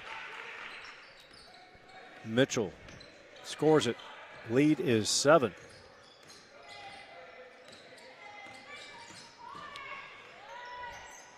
Quick shot. They're not sure you needed that, and that's probably the look you really wanted with a 7-point deficit there, Mike. Agree? She can knock it down, but you'd like to see Sophia Lee gather herself a little, draw a bead on it, and a lot of that goes to the Mustangs defense. They're not letting John Carroll get comfortable. They are not. Some of this we're going to leave in the. No, we're going to leave it all in the room. I'm just Okay. saying we got to pull it down from here. I'm taking the cameras with me because I got to do something with one of the cameras. But we'll give a shout out to our sponsor, the Craft Burger. Oop, that's not it. 2 exciting locations. Order online at thecraftburger.com. Pick it up, take it home. So, did you get the fries or the tater tots today, Mike? Neither. I just had the sandwich. Just the sandwich, huh? Just the sandwich. It is, it is a real Cuban sandwich. Mm-hmm. So they do it good out there. Yeah, it's I did that for a while when I was doubling up on the dogs. No fries. I get a second. I get a Carolina dog and a Kraft dog. So I like the fries. I like the tater tots, but I figure one sandwich is enough and avoid the extra calories. Hey, but you know what, Mike? After you put on those calories, go to Orange Theory Fitness over there at Inverness Corners. That's a good reminder. So work off those extra LBS. So what did you tell your team in the huddle, John Carroll? Settle down, play your game? Hold on for dear life because Emily Williams is out and number 24 Coleman is in. I don't know what the answer is going to be here.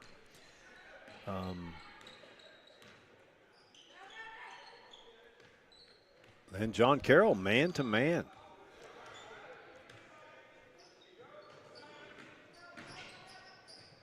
Hey, nice help side defense. Senior Riley Elkins given the task of guarding Coleman down low.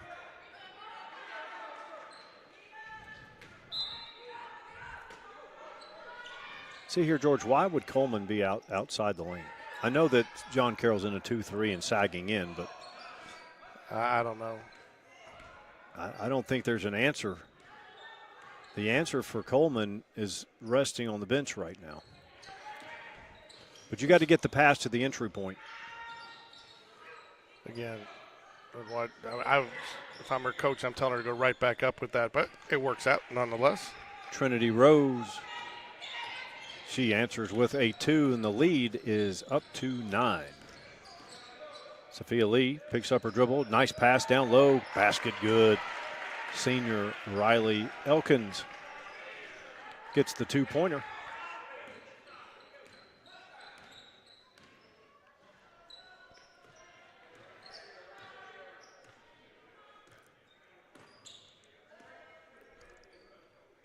Rainbow on the way. Nothing but nylon. 10-point lead. Mustangs in control. Sophia Lee cannot get that to go. Oh, that should almost. be. I thought that should have been Spain Park. Spain John Park, Carroll Spain basketball. Park playing again. They changed their colors and uniforms and everything.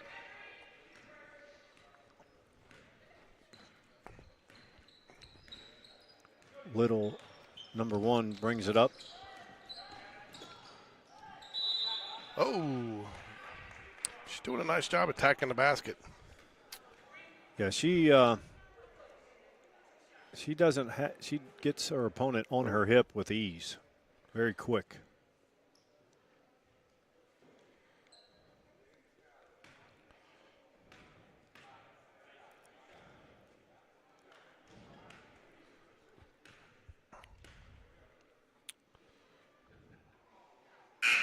First attempt is short. McGinnis in for the Cavaliers. Emily Williams set to check in as well.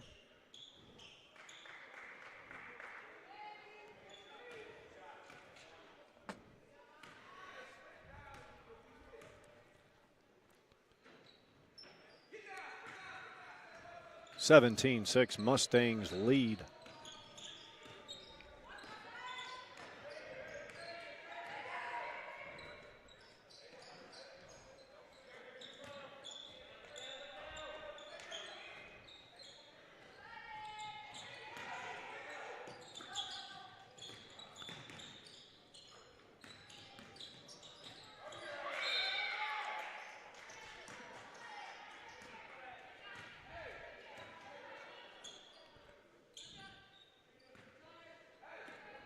Inside a minute.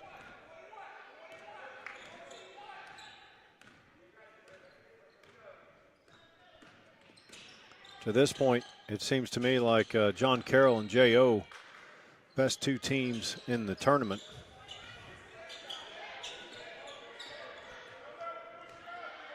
John Carroll not far behind, but like you said, they're just not firing all on.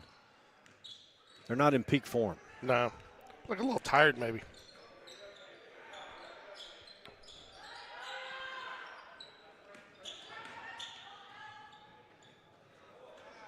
Ooh, hard foul there, but send her to the line.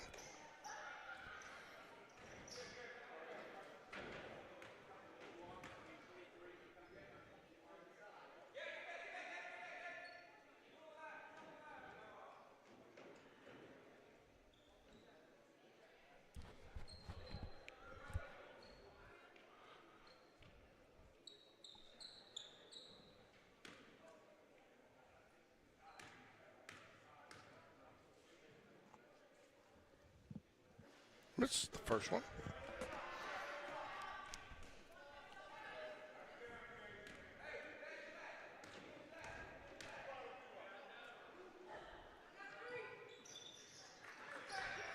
Misses both. Sophia Lee, three-pointer on the way. End of one. J.O. 17, John Carroll 6. So what do you do, John, if you're John Carroll, to kind of chip away at this lead?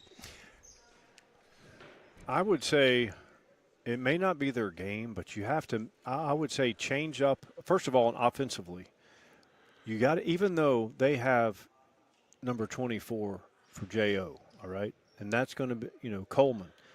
You want to go at her. You don't want to, but they're not, when they're reversing the ball, when Emily is on the post here, by the time she gets there, they're already reversing it back the other way, and you have no chance to get it to her on the block. Mm-hmm. So you have to have a little more patience.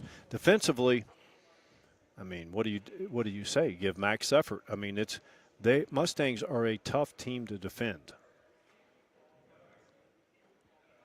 They're going to get second chance opportunities, right? You just got to limit those. You're not going to stop them from getting offensive rebounds. You just have to limit them. Right. Get a body on a body. And I feel like you have to go zone. You can't go man. No.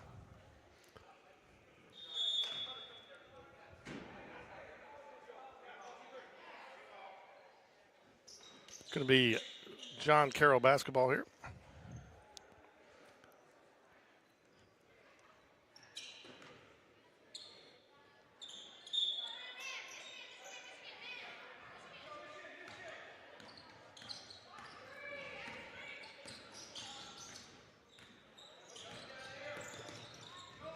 Lily Birch with it up top, drives.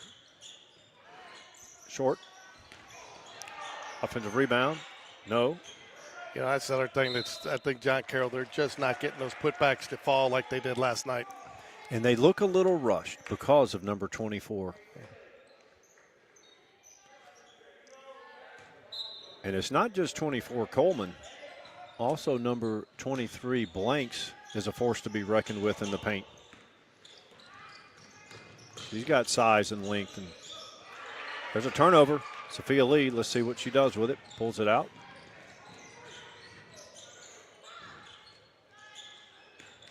It's a good look. I don't think she's getting her feet set.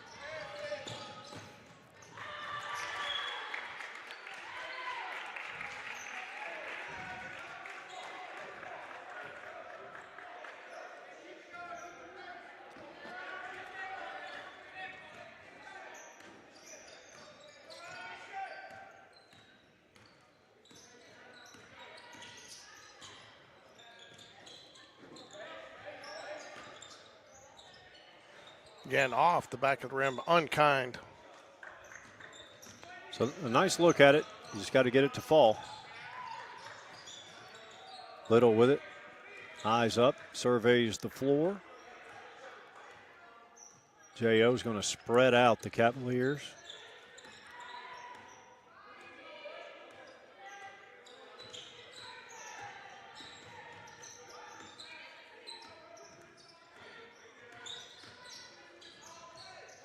If they're patient, they'll find a at the rim or inside the paint shot.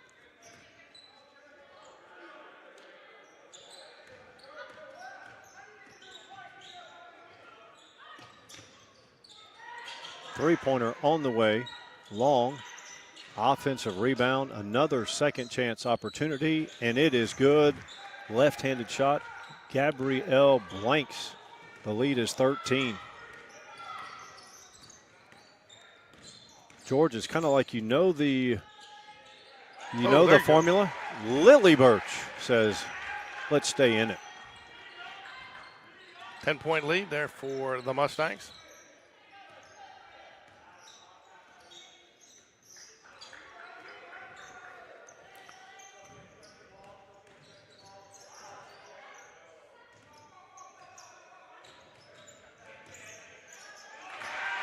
Turnover created. We got 2-on-1. Oh, she should have let that go, but tough call.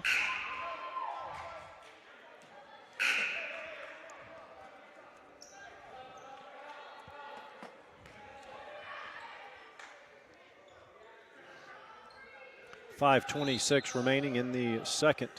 Scoreboard shows first, but it's second quarter. It is second quarter, you're right.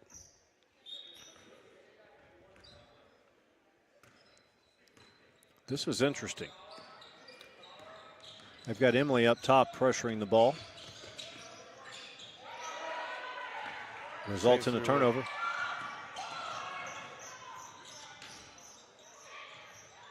You know, they're getting some decent looks. Yeah. They're just not falling. Don't you see them looking a little rushed? They do look a little rushed, and I do think, they inch for inch, the size here, per player is probably as evenly matched as they've been in this tournament. J.O. very athletic. Oh, that's why you have her up top. She's got great hands.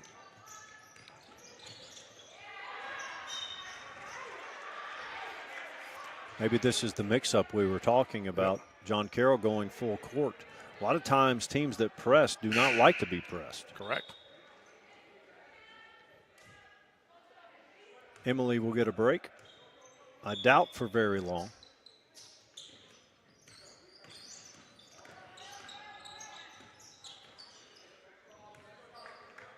Number 1, Little takes it out. Sophia Lee on her.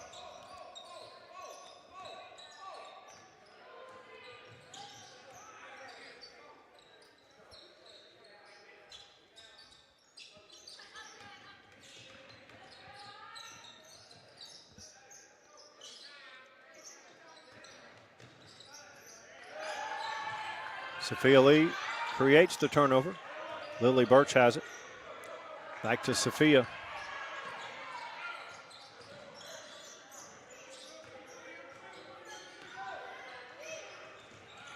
taken away. Here comes Little. She'll finish. Lead back to 12. This is probably a little probably the fastest squad. Wow, fouled on the 3. I do think she got the hand there. You don't see Lily Birch shoot air balls for 3 feet short.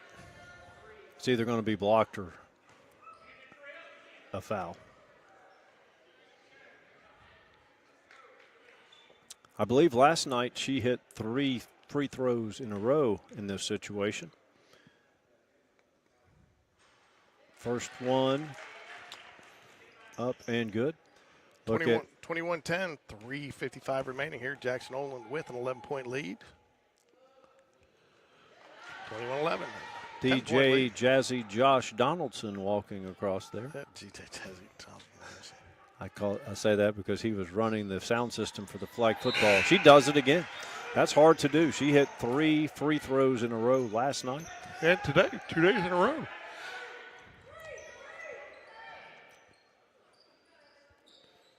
I've heard that free throws are important. They are important. And Jags made a big difference in their last 2 days. Very key free throws. Nice drive by Little. She draws the foul. Only second team foul.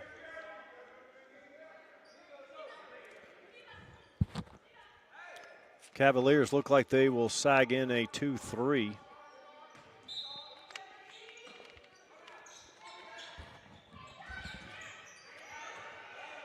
Oh, wow. Interesting. I think if she lets that go, it would have remained with J.O., wouldn't it have? Yeah.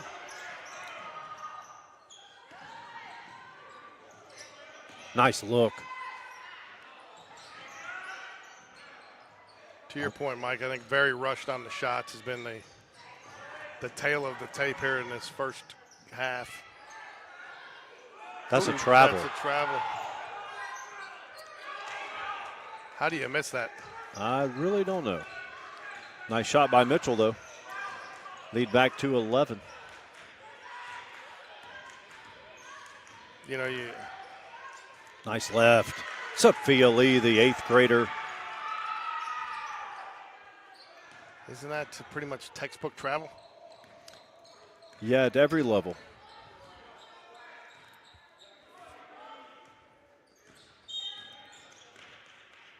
In the NBA, you can take 3 steps on the way to the basket, but you can't fall down with the ball. Yeah. It's a pretty good crew, though, with the exception of 3 of them. That would be a $15 fine, 5 times 3. I said something positive. I said it's a pretty good crew, with the exception of 3 of them.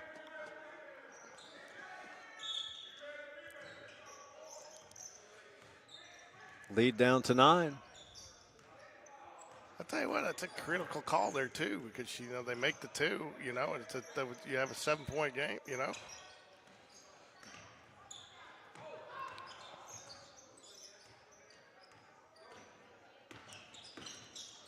Blanks with it, back out. Little.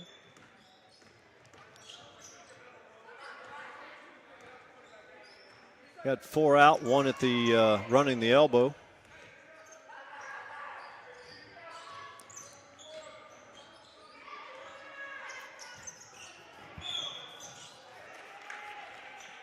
That's going to be team foul number 4.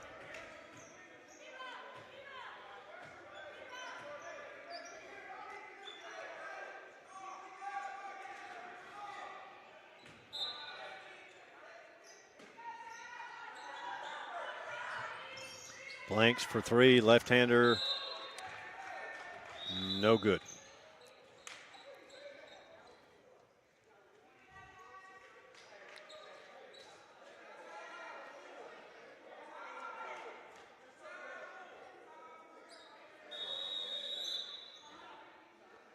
J.O. will get a TO.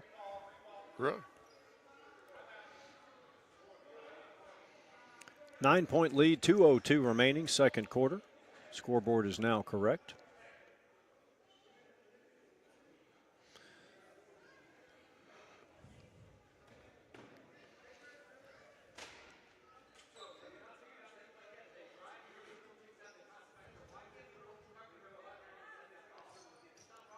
Coach Michael Pruitt saying it's not rocket science.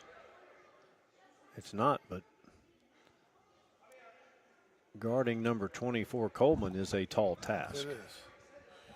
2:02 left here. First half action at Spain Park.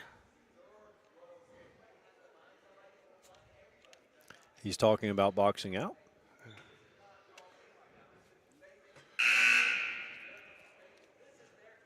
Again, easier said than done. The effort's there.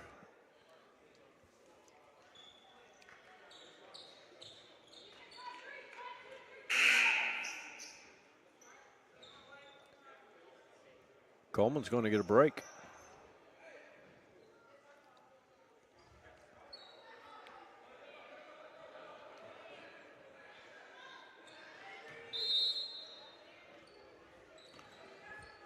Lily McGinnis now with it. Lily Birch with the ball. See if J.O. tries a trap. They know they can't let her shoot uncontested.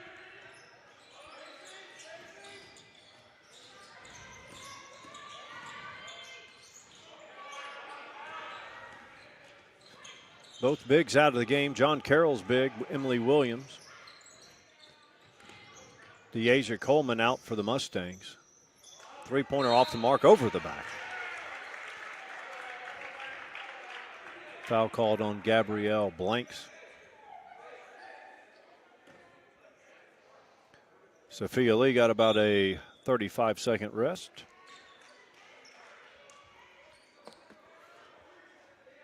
Game time.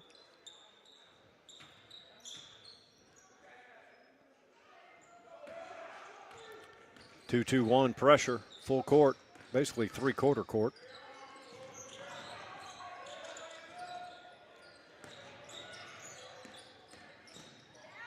McGinnis drives it, can't finish.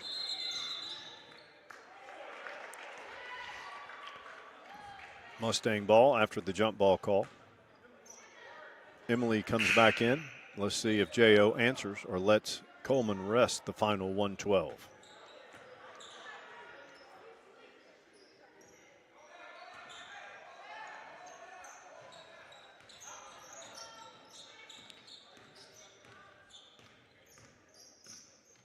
J.O.'s going to spread it out here.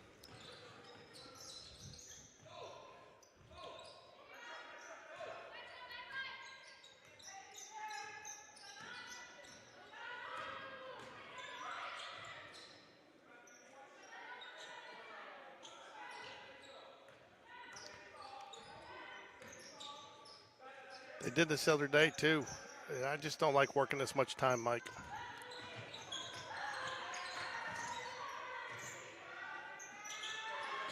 Another offensive rebound, put back, no good. Emily Williams gets the defensive rebound. McGinnis with it, pushes it up court. She'll drive, contact, no foul.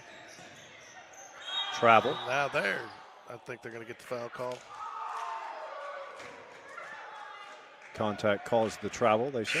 Yeah, that's going to be 2 free throws. I think that was a good call.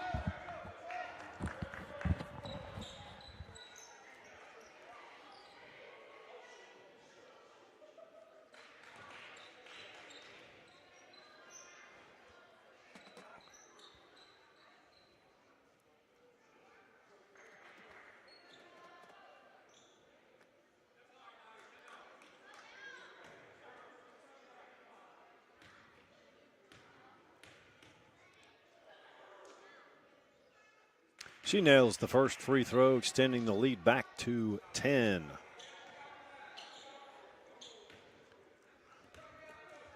Little eyes the rim for the second. It is up. It is short. Emily Williams gathers the rebound. John Carroll wants to get the final shot here.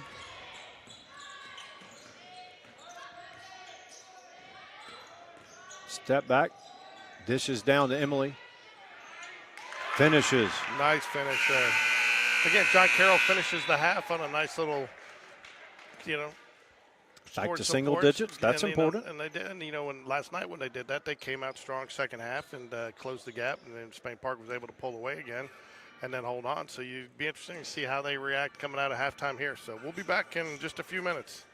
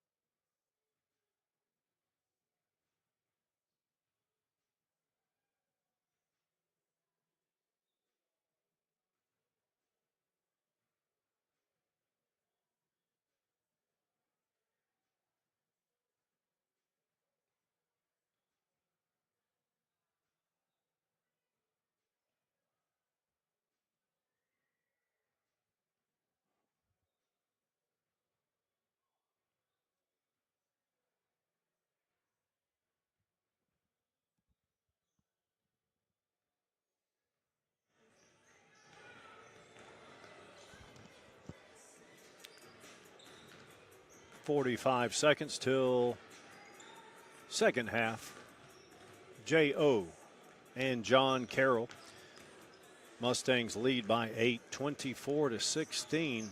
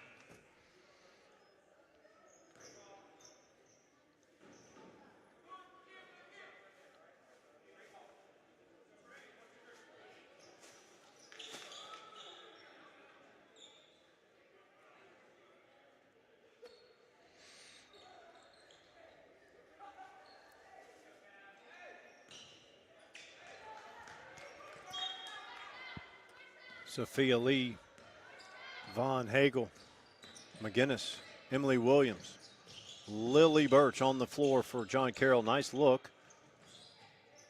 Saved. Lily Birch, rainbow. Nope. It's going to be tough for him to get back in his game, Mike, if those aren't falling for him. Well, that's as good a look as you can expect against this defense. Yeah, and I was going to say that's probably the most wide open look she's had all day. But again, that's, you know, that miss is kind of been affected by the defense up to this point. Trinity Rose running 12-footer, count it. She's the leading scorer in the ball game. Mustangs have Trinity Rose, Gabrielle Blanks, Janiyah Mitchell. I felt like that was in right when it left her hand. Look good, look good. And it looks like maybe that's how they're going to try to get back in this game. You know, from the perimeter, maybe to try to open up some stuff underneath for Emily Williams. If you don't get stopped, it's all for naught. Yep, it is. Nice drive and score for Gabrielle Blanks.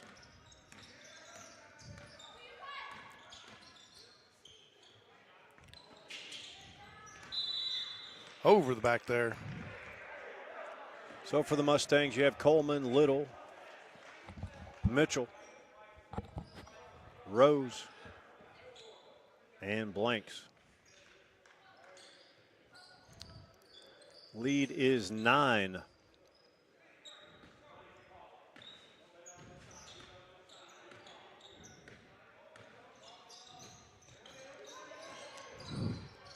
I like the trapping part of it because, you know, Mustangs, it results in a turnover.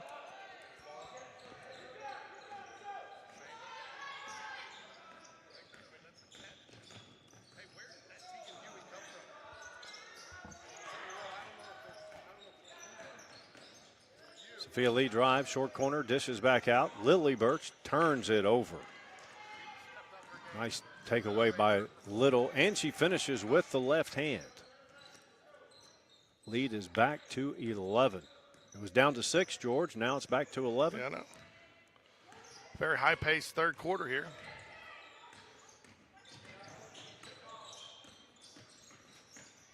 Trying to work that left-hand magic again. Oh, wow. Moving screen. No, I think they no, it wasn't a moving screen. I think she got her trying to run through the screen. Okay. Kind of pushed. You know, that's kind of one there, though, Mike, I'd almost like to see, almost like hockey. You don't get it as long, but if you're coming off something like that in a shot, you know, when it happens that you get, you know, and then because, you know, that's a first clean look they had, and even though they fouled to try to get through it, you know, they almost get rewarded for it. Yep. Sophia Lee, long three-point attempt, no good. Emily Williams there for the cleanup.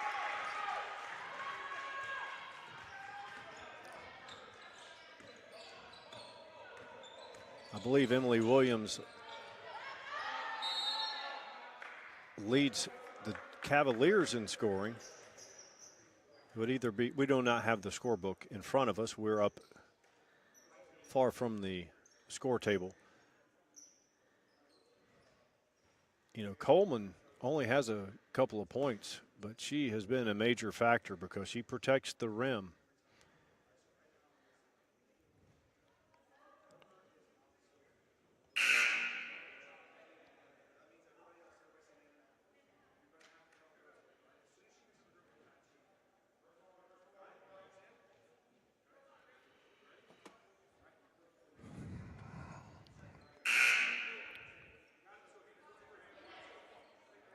9-point lead.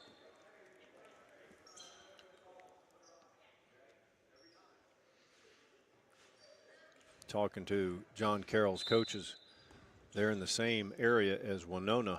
They play them, I believe, Saturday. Really? Winona has been a perennial power. Nice finish there. That is Gabrielle Blanks. And it looks like J.O. has decided we are just going to keep pounding the paint. They can't until they stop us. Number 23, Blanks.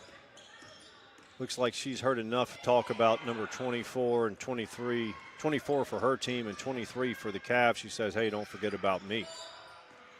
She was solid the other day, too. Well, on both ends of the court. No good.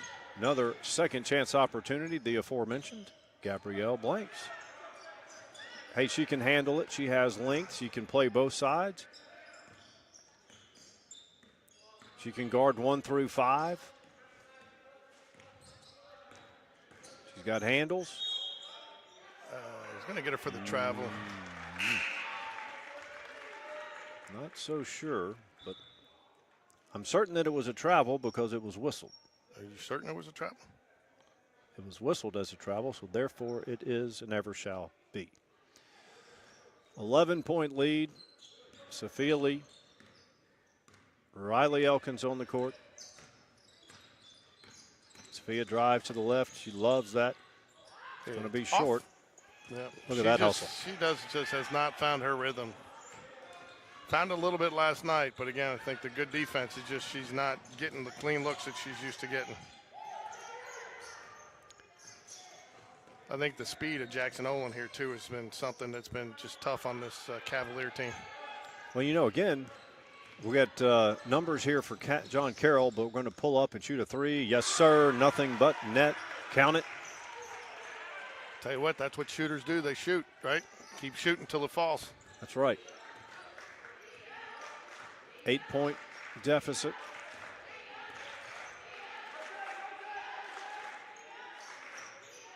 And what's even more impressive about this Mustang team is rebound. they only have 8 players dressed, and they've only had 8 players dressed this tournament.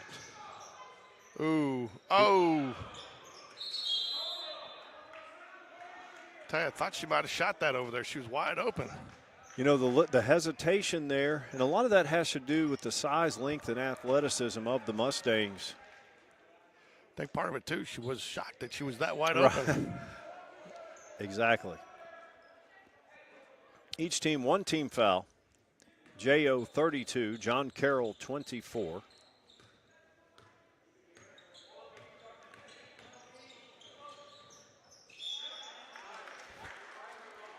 Unforced error there.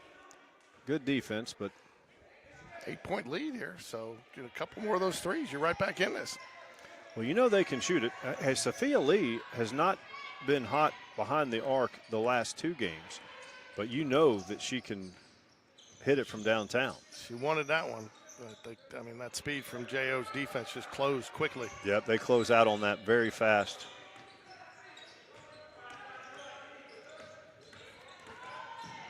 Left-handed shot goes up.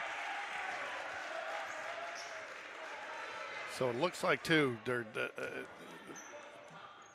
Cavaliers are making an effort to get more ball movement. Kind of use the Jackson Olin speed against to their advantage, you know, by getting them out of their lanes and having them pursue the ball. Right.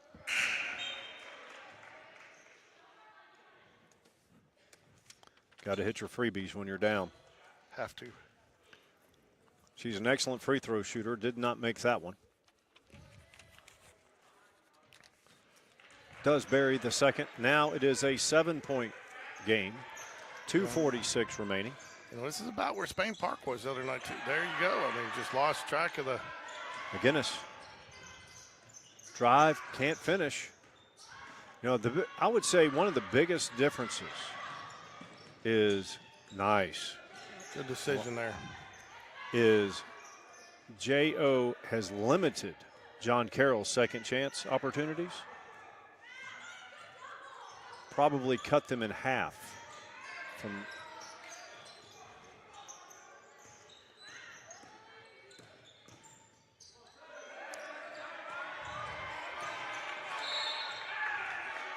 Timeout.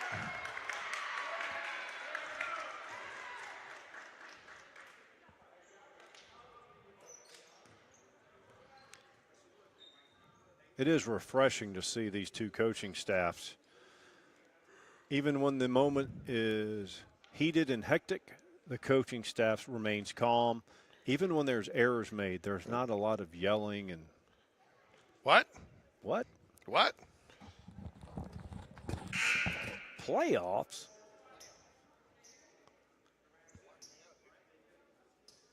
Practice?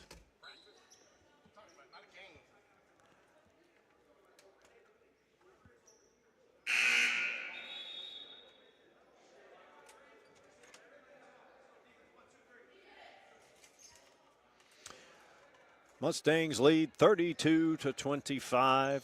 They've had I believe the lead got out to 12 or 13. John Carroll's cut back into it.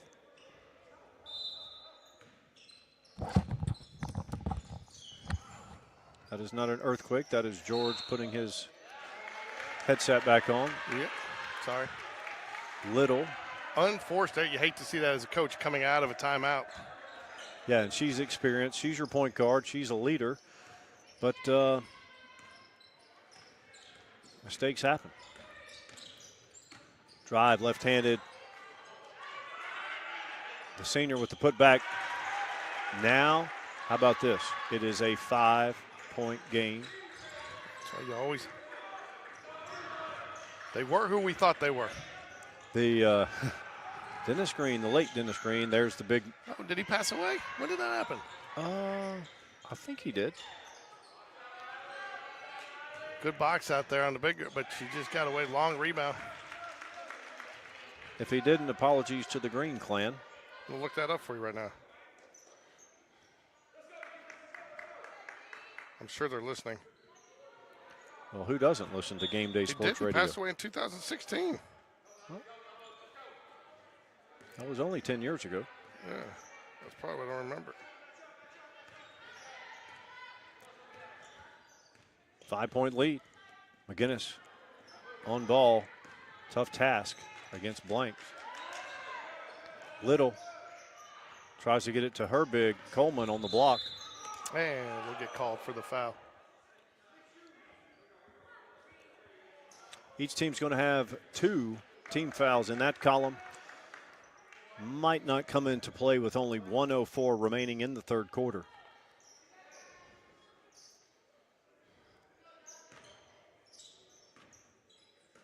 Blanks to inbounds it. She's had a very solid game, so has Trinity.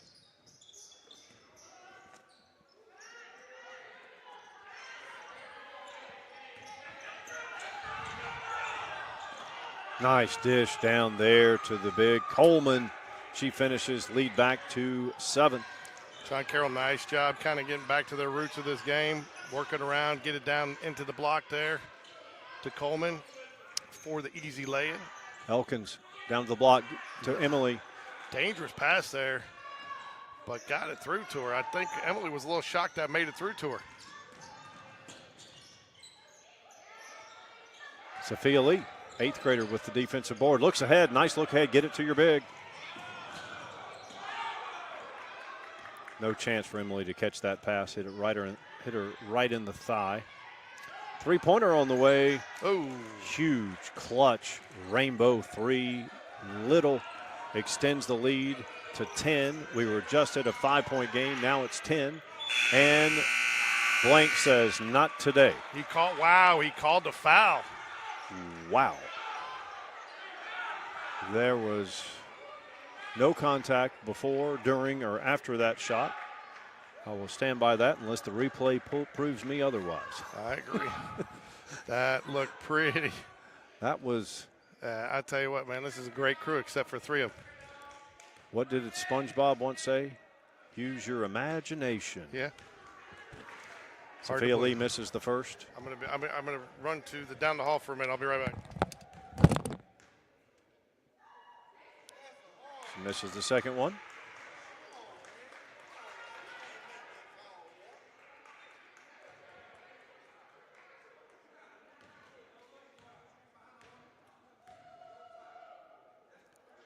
Does make 1 out of 3. The end of 3, J.O. 37. John Carroll 28. Pace did pick up in that game. Part of that was John Carroll had to do something to alter the norm. Mustangs got out to, I believe, a 13-point lead. John Carroll cut into it, knocked it down to 5 with the ball. And then Mustangs put up a 3-spot and a 2-spot back-to-back.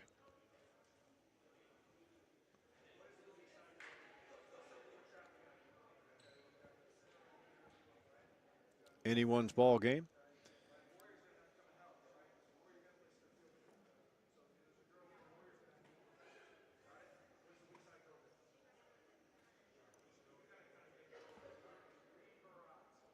This is the Kraft Burger Jaguar Challenge.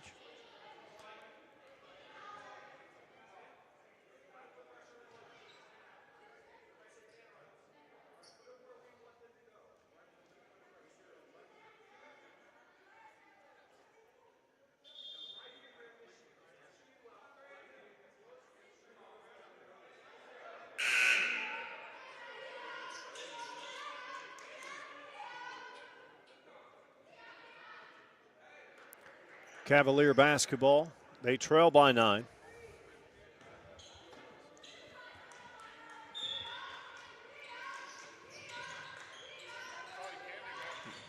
Elkins gets it in to Emily. Back to Elkins. Top of the key. McGinnis drives. Lily Birch, they won't leave her alone. No. She gets an open look, short. McGinnis rebound, goes up with it, can't score it. Look ahead, numbers.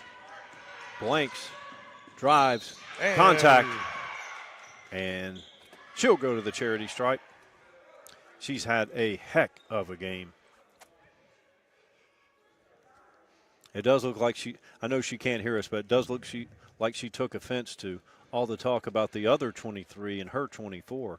Well, what she probably took offense to the other day is when she started doing this in the second half, I kept on calling her Coleman by mistake because they were both playing, I mean, so dominant. Right. And so, but no, that's definitely a nice 1-2 punch combination down there for that team.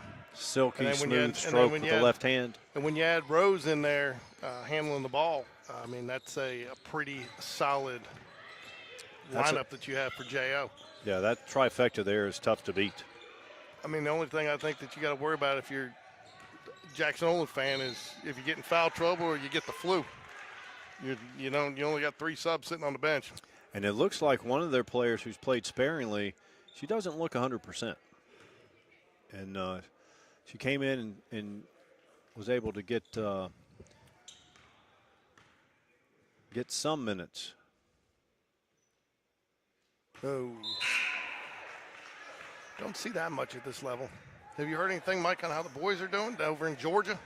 I was talking to Drew, and Drew said he thinks they're playing well, but he wasn't sure. He's been playing well to the point to the Georgia games, but he doesn't know how they're doing in Georgia. So, no. I will check on that. To your point, you got to make the freebies when you're down. Back quickly to a 12-point lead. They closed it to what, 5? Yep, it was 5. 9 at the end of 3. 3-pointer on the way. Nope. Emily with the rebound. Do you want to work a little more clock there? I mean, I know you still got 7 minutes left, but 12-point lead and probably early into the possession there. Didn't necessarily need that 3. Especially their philosophy. They like that 4 out, 1 in, or 4 out, 4 to score. And it's not just to kill clock. They end up getting good looks. If they'll be patient, they will get Coleman and or Blanks with a at the rim shot.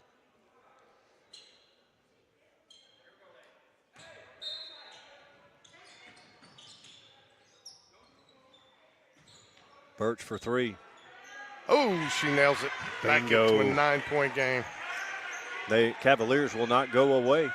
They got to get stops if we're going to have a barn burner in the final couple of minutes. I mean, that's the other problem. That's the other problem you run into when you press like this. Then you're definitely going to force Emily Williams to guard Coleman one-on-one down there. You basically have no help. But it results in a turnover. Coleman getting a break at the moment. Emily, long. Ooh, thought she was going to take the long turn. Oh, over the top, over the back there. That's going to be team foul number 3. That could come into play, but as you just said, Jackson, you got to hit them. You got to knock down the free throws when you get there. John Carroll, a good free throw shooting team. Do not want to send them to the line with nobody. Back to a 7-point game.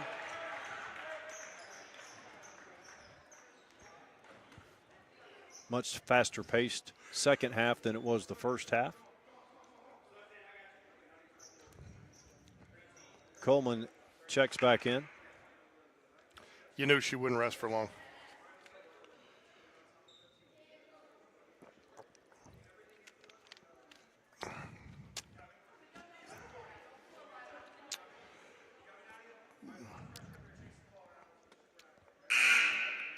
.6:19 remaining, fourth quarter. Mustangs 40, Cavaliers 33. J.O. 3 team fouls, John Carroll 1.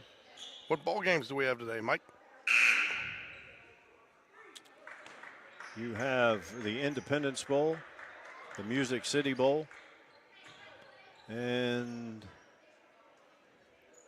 a 9 o'clock Eastern game between USC and TCU. Basically, every day you have relegation bowls because they're all relegation bowls now except the playoffs. Knocked away. So, Lincoln Riley leaving no doubt of who he blames for the end of the USC Notre Dame Shillelagh rivalry. Well, called out the Irish today or yesterday during his press conference. I wonder if that's a direct result of Notre Dame being left out if they just want to play sisters of the board. It happened before. Okay. Happened before, but I think that's one of the reasons why, to be honest with you, if you're Notre Dame, you want to keep that game. Huh? Well, let's look at Texas for that example. They went to Columbus, lost a one-score game to Ohio State. What's their incentive for scheduling that in the future? Who? Texas. Yeah, but they had 3 losses. I know, but if they don't go to Ohio State, in a very competitive loss, they go 10-2, and they're probably in the playoffs. You know what it does for them? It's as bad as they looked against Kentucky and all those other teams in Florida, the teams and the bad losses that they had. That 1-point loss to the top team in the country at the time, one of the top teams in the country, kept them in the conversation. I guarantee you they're not in the conversation with that loss to Florida. And, they should have lost to Kentucky. I mean, I don't know how you don't get it in from the 1 with 4 straight runs. The Florida loss was tough, too. Yeah. But a perfect example. Michigan and Texas play in a bowl game. Neither team cares. It's relegation bowl. Well, Michigan's down like 25 players that have all abandoned the program since the Sharon Moore deal. Well, you have all these opt-outs. The games are impossible to handicap and predict. And then usually you get a crap product. I mean, other than money, if no one wants to be there, what are we doing? I mean, I'd rather have teams that are 5-7 that want to be there than teams that have a good record and could care less or could not care less. All right. John Carroll, Cavaliers have a chance to cut into this 7-point deficit. Ooh, nice inside pass there. Oh. Takeaway, Little gets it. She's got clear sailing. She'll finish with the left. That's the one thing that Jackson Owens impressed me with today, Mike, is that when they've picked up their dribble, when the Cavaliers have picked up their dribble, they've been smart and gotten in, closed those passing lanes, really taken away any opportunity to get out of that situation. 9-point lead, 5 minutes left here. Jackson, tried to create a little separation there. Could have been an offensive foul, the way they've called this game. And that will be a foul. Getting just a little too physical there. Next foul will put John Carroll at the free throw line. Mustangs don't want that. They don't want the Cavaliers able to score with the clock not running. Careless pass there. Lily Birch. Wow.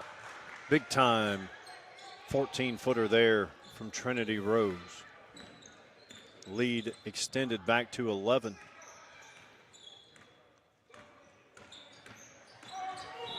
Moving screen. Yeah, moving screen. Good call there. I think she was moving a little bit. A little late on the call, but good call. John Carroll has 2 substitutions in. Number 33, Layla Ritchie. I think you definitely got to pound it in the paint right now, Mike. You got a huge size mismatch out there with Coleman there. Yep. But McGinnis takes it away. She'll go. Finish and 1.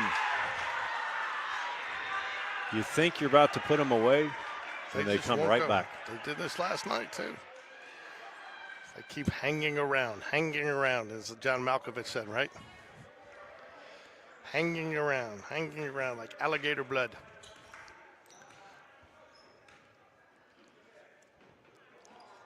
And converts on the three-point play there to make it an 8-point game again. 4 minutes left.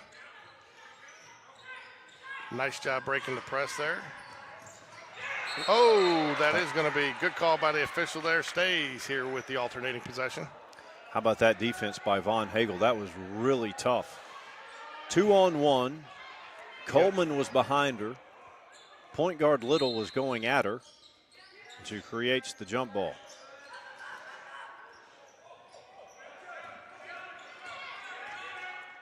I definitely think you'll see J.O. start to work a little bit of clock here. After seeing this team, they don't have depth, but I'm thinking this J.O. team has a chance to do something in the postseason. They've got 2 great guards. And we'll get the foul call there. Probably not a bad foul. Next one for either team will be shooting. I'll tell you, their starting 5's probably as solid as any. I mean, that 5 on the court right now, depth is going to be an issue. 44-36. Ooh, close. Running one-hander, good. Nice touch on that. That's a tough shot. What's J.O.'s classification? I think they are 6A. I'll check that out for you here in a minute. Step back 3 online, but short.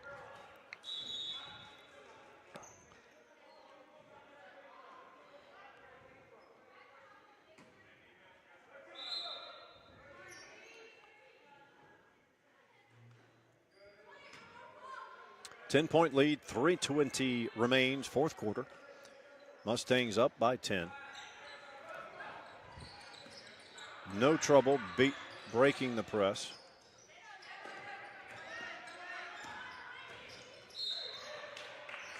They'll get Lee on the They're reach. 6A. They are 6A.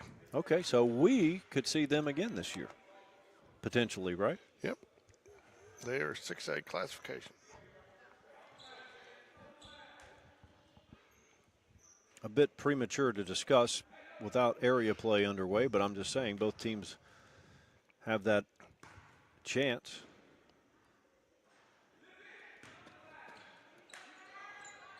Gabrielle Blanks misses the first free throw. She has been outstanding this afternoon.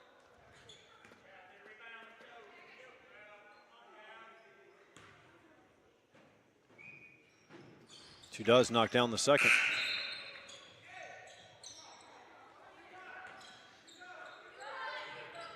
Number 4 looks like move in for the Cavaliers. little surprised they're still putting some pressure just to probably work a little bit more time off the clock, Mike. Yes, that's what that's how I'm seeing it.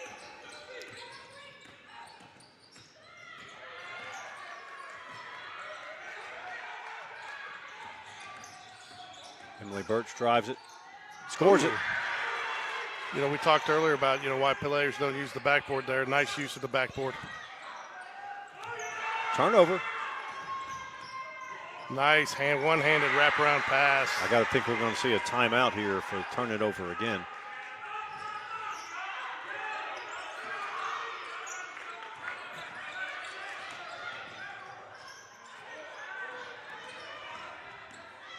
Well done to avoid the turnover, the trap there by Trinity Rose.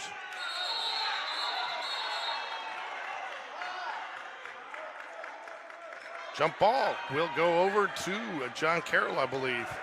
All right, 2:14. A little too much dribbling there, Mike. Probably should have been working that around a little, keeping it away with the pass. Sometimes it's on your teammates for not moving to an open spot, but she did have one teammate open. I believe she should have passed it and kept it moving. All right, Emily comes back in. That means Coleman's back in. Ford came in, did a nice job in relief for the Mustangs. Number 2. Sophia Lee, she'll direct traffic. Coming up on 2 minutes remaining. Good on-ball defense there. Solid. Move, gets it out to. You don't want that. You don't want your opponent with the chance to score with the clock stopped.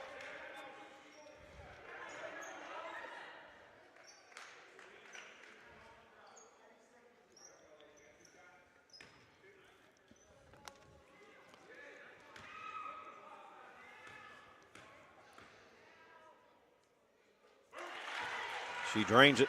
6-point game, 150 left. This game could come down to free throws, Mike. Many of them do.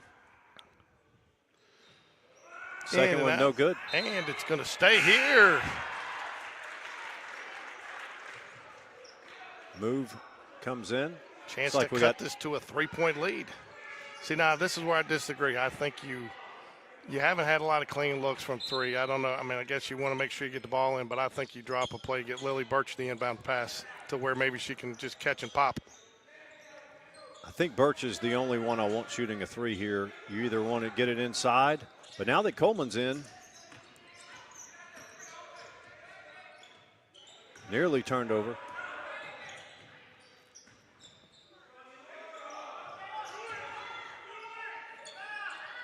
She gets her rebound, no good. Another jump ball. I think this is going to be J.O. It will be.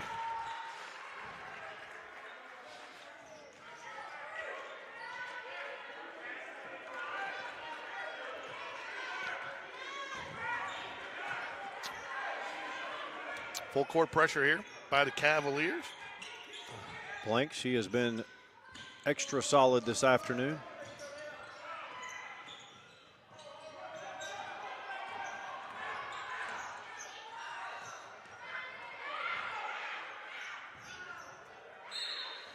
Not sure that's who I would have fouled, but I don't think you have a choice at that point. No.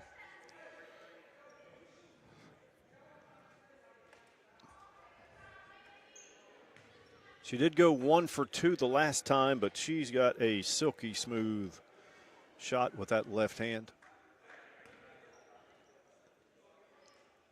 Oh, sorry. Comes up short this time. Any foul from here out will be shooting free throws. 2-possession game, 6-point lead. Blanks has a chance to make it a 3-possession game, and she does. That's going to be J.O. basketball. You can't catch it out of bounds? New rule.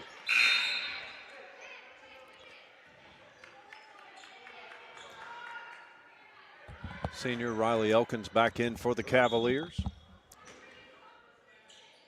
Lead is 7. Mustangs have the ball.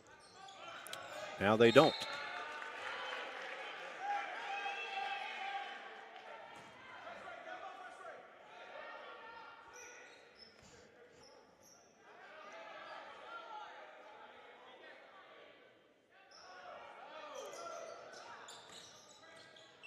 Emily back to Riley. She'll bring it up. Sophia Lee, inside a minute, inside of 50 seconds now. You need some shots, you need some decent looks. I'm going to call Lily Birch. Yeah, and they got lucky, too. There was a moving screen there that they missed. If Trinity Rose knocks down these free throws, I believe that should be enough to hold on. I'll tell you what, though, this is two good, well-matched teams. You know, I think, again, this is where we've seen a little bit of this with Spain Park, too, with John Carroll. Youth probably hurts you just a little bit. This team's definitely going to be somebody to contend with in the years to come as they get a little bit older. I'm not sure what Emily Williams is. What grade is she? I do not know. I can look at the other. I believe the other one will tell me.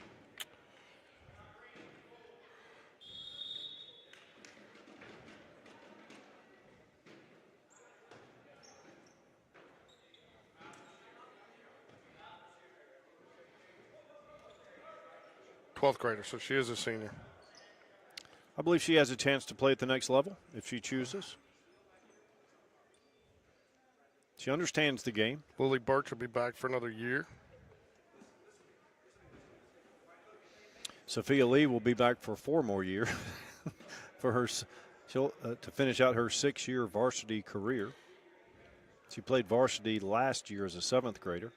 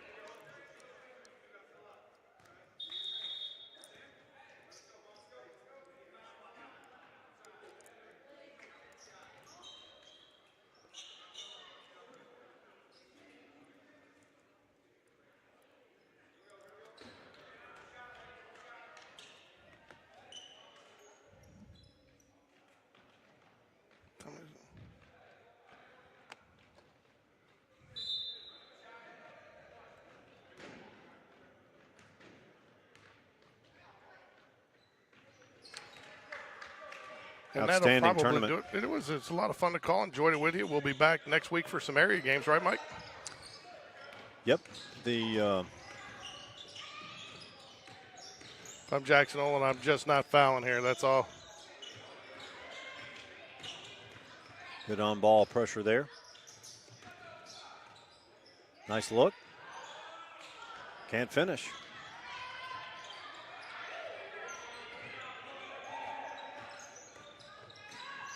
I think they're just going to let him play.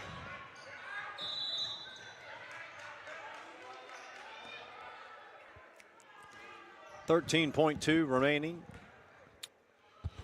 Well, that'll do it for us as soon as this game is over. Once again, thank you to Kraft Burger for their sponsorship.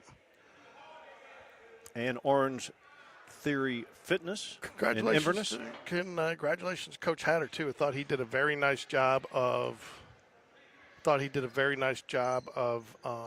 putting together a tournament that was competitively even. You know, you didn't see any teams that really felt mismatched in here, you know? Yeah. And, you know, you've seen at this point, why not dial it back a little bit? The last thing you want to do is somebody get hurt here. Why foul there? Well, I think you're just working on situations for when it is a one-possession game or two-possession game. Situational practice. You know, a lot of times these tournaments, you get a hesitate to mention, but like a Westminster or a smaller school, Indian Springs, like we've seen, they've played in the boys. Right. You don't want to take away that opportunity for them to play against the big schools, but at the same time, the big schools are really not gaining much from that. Right. That competition. That'll do it. Final margin is 10, J.O. 51, John Carroll 41. So congrats to Spain Park, the only team that went 3-0, right? Yep, and the only loss for J.O. was to Spain Park, correct? So, that means, all right, well, go Jags, and everybody enjoy the rest of your holiday. Happy New Year.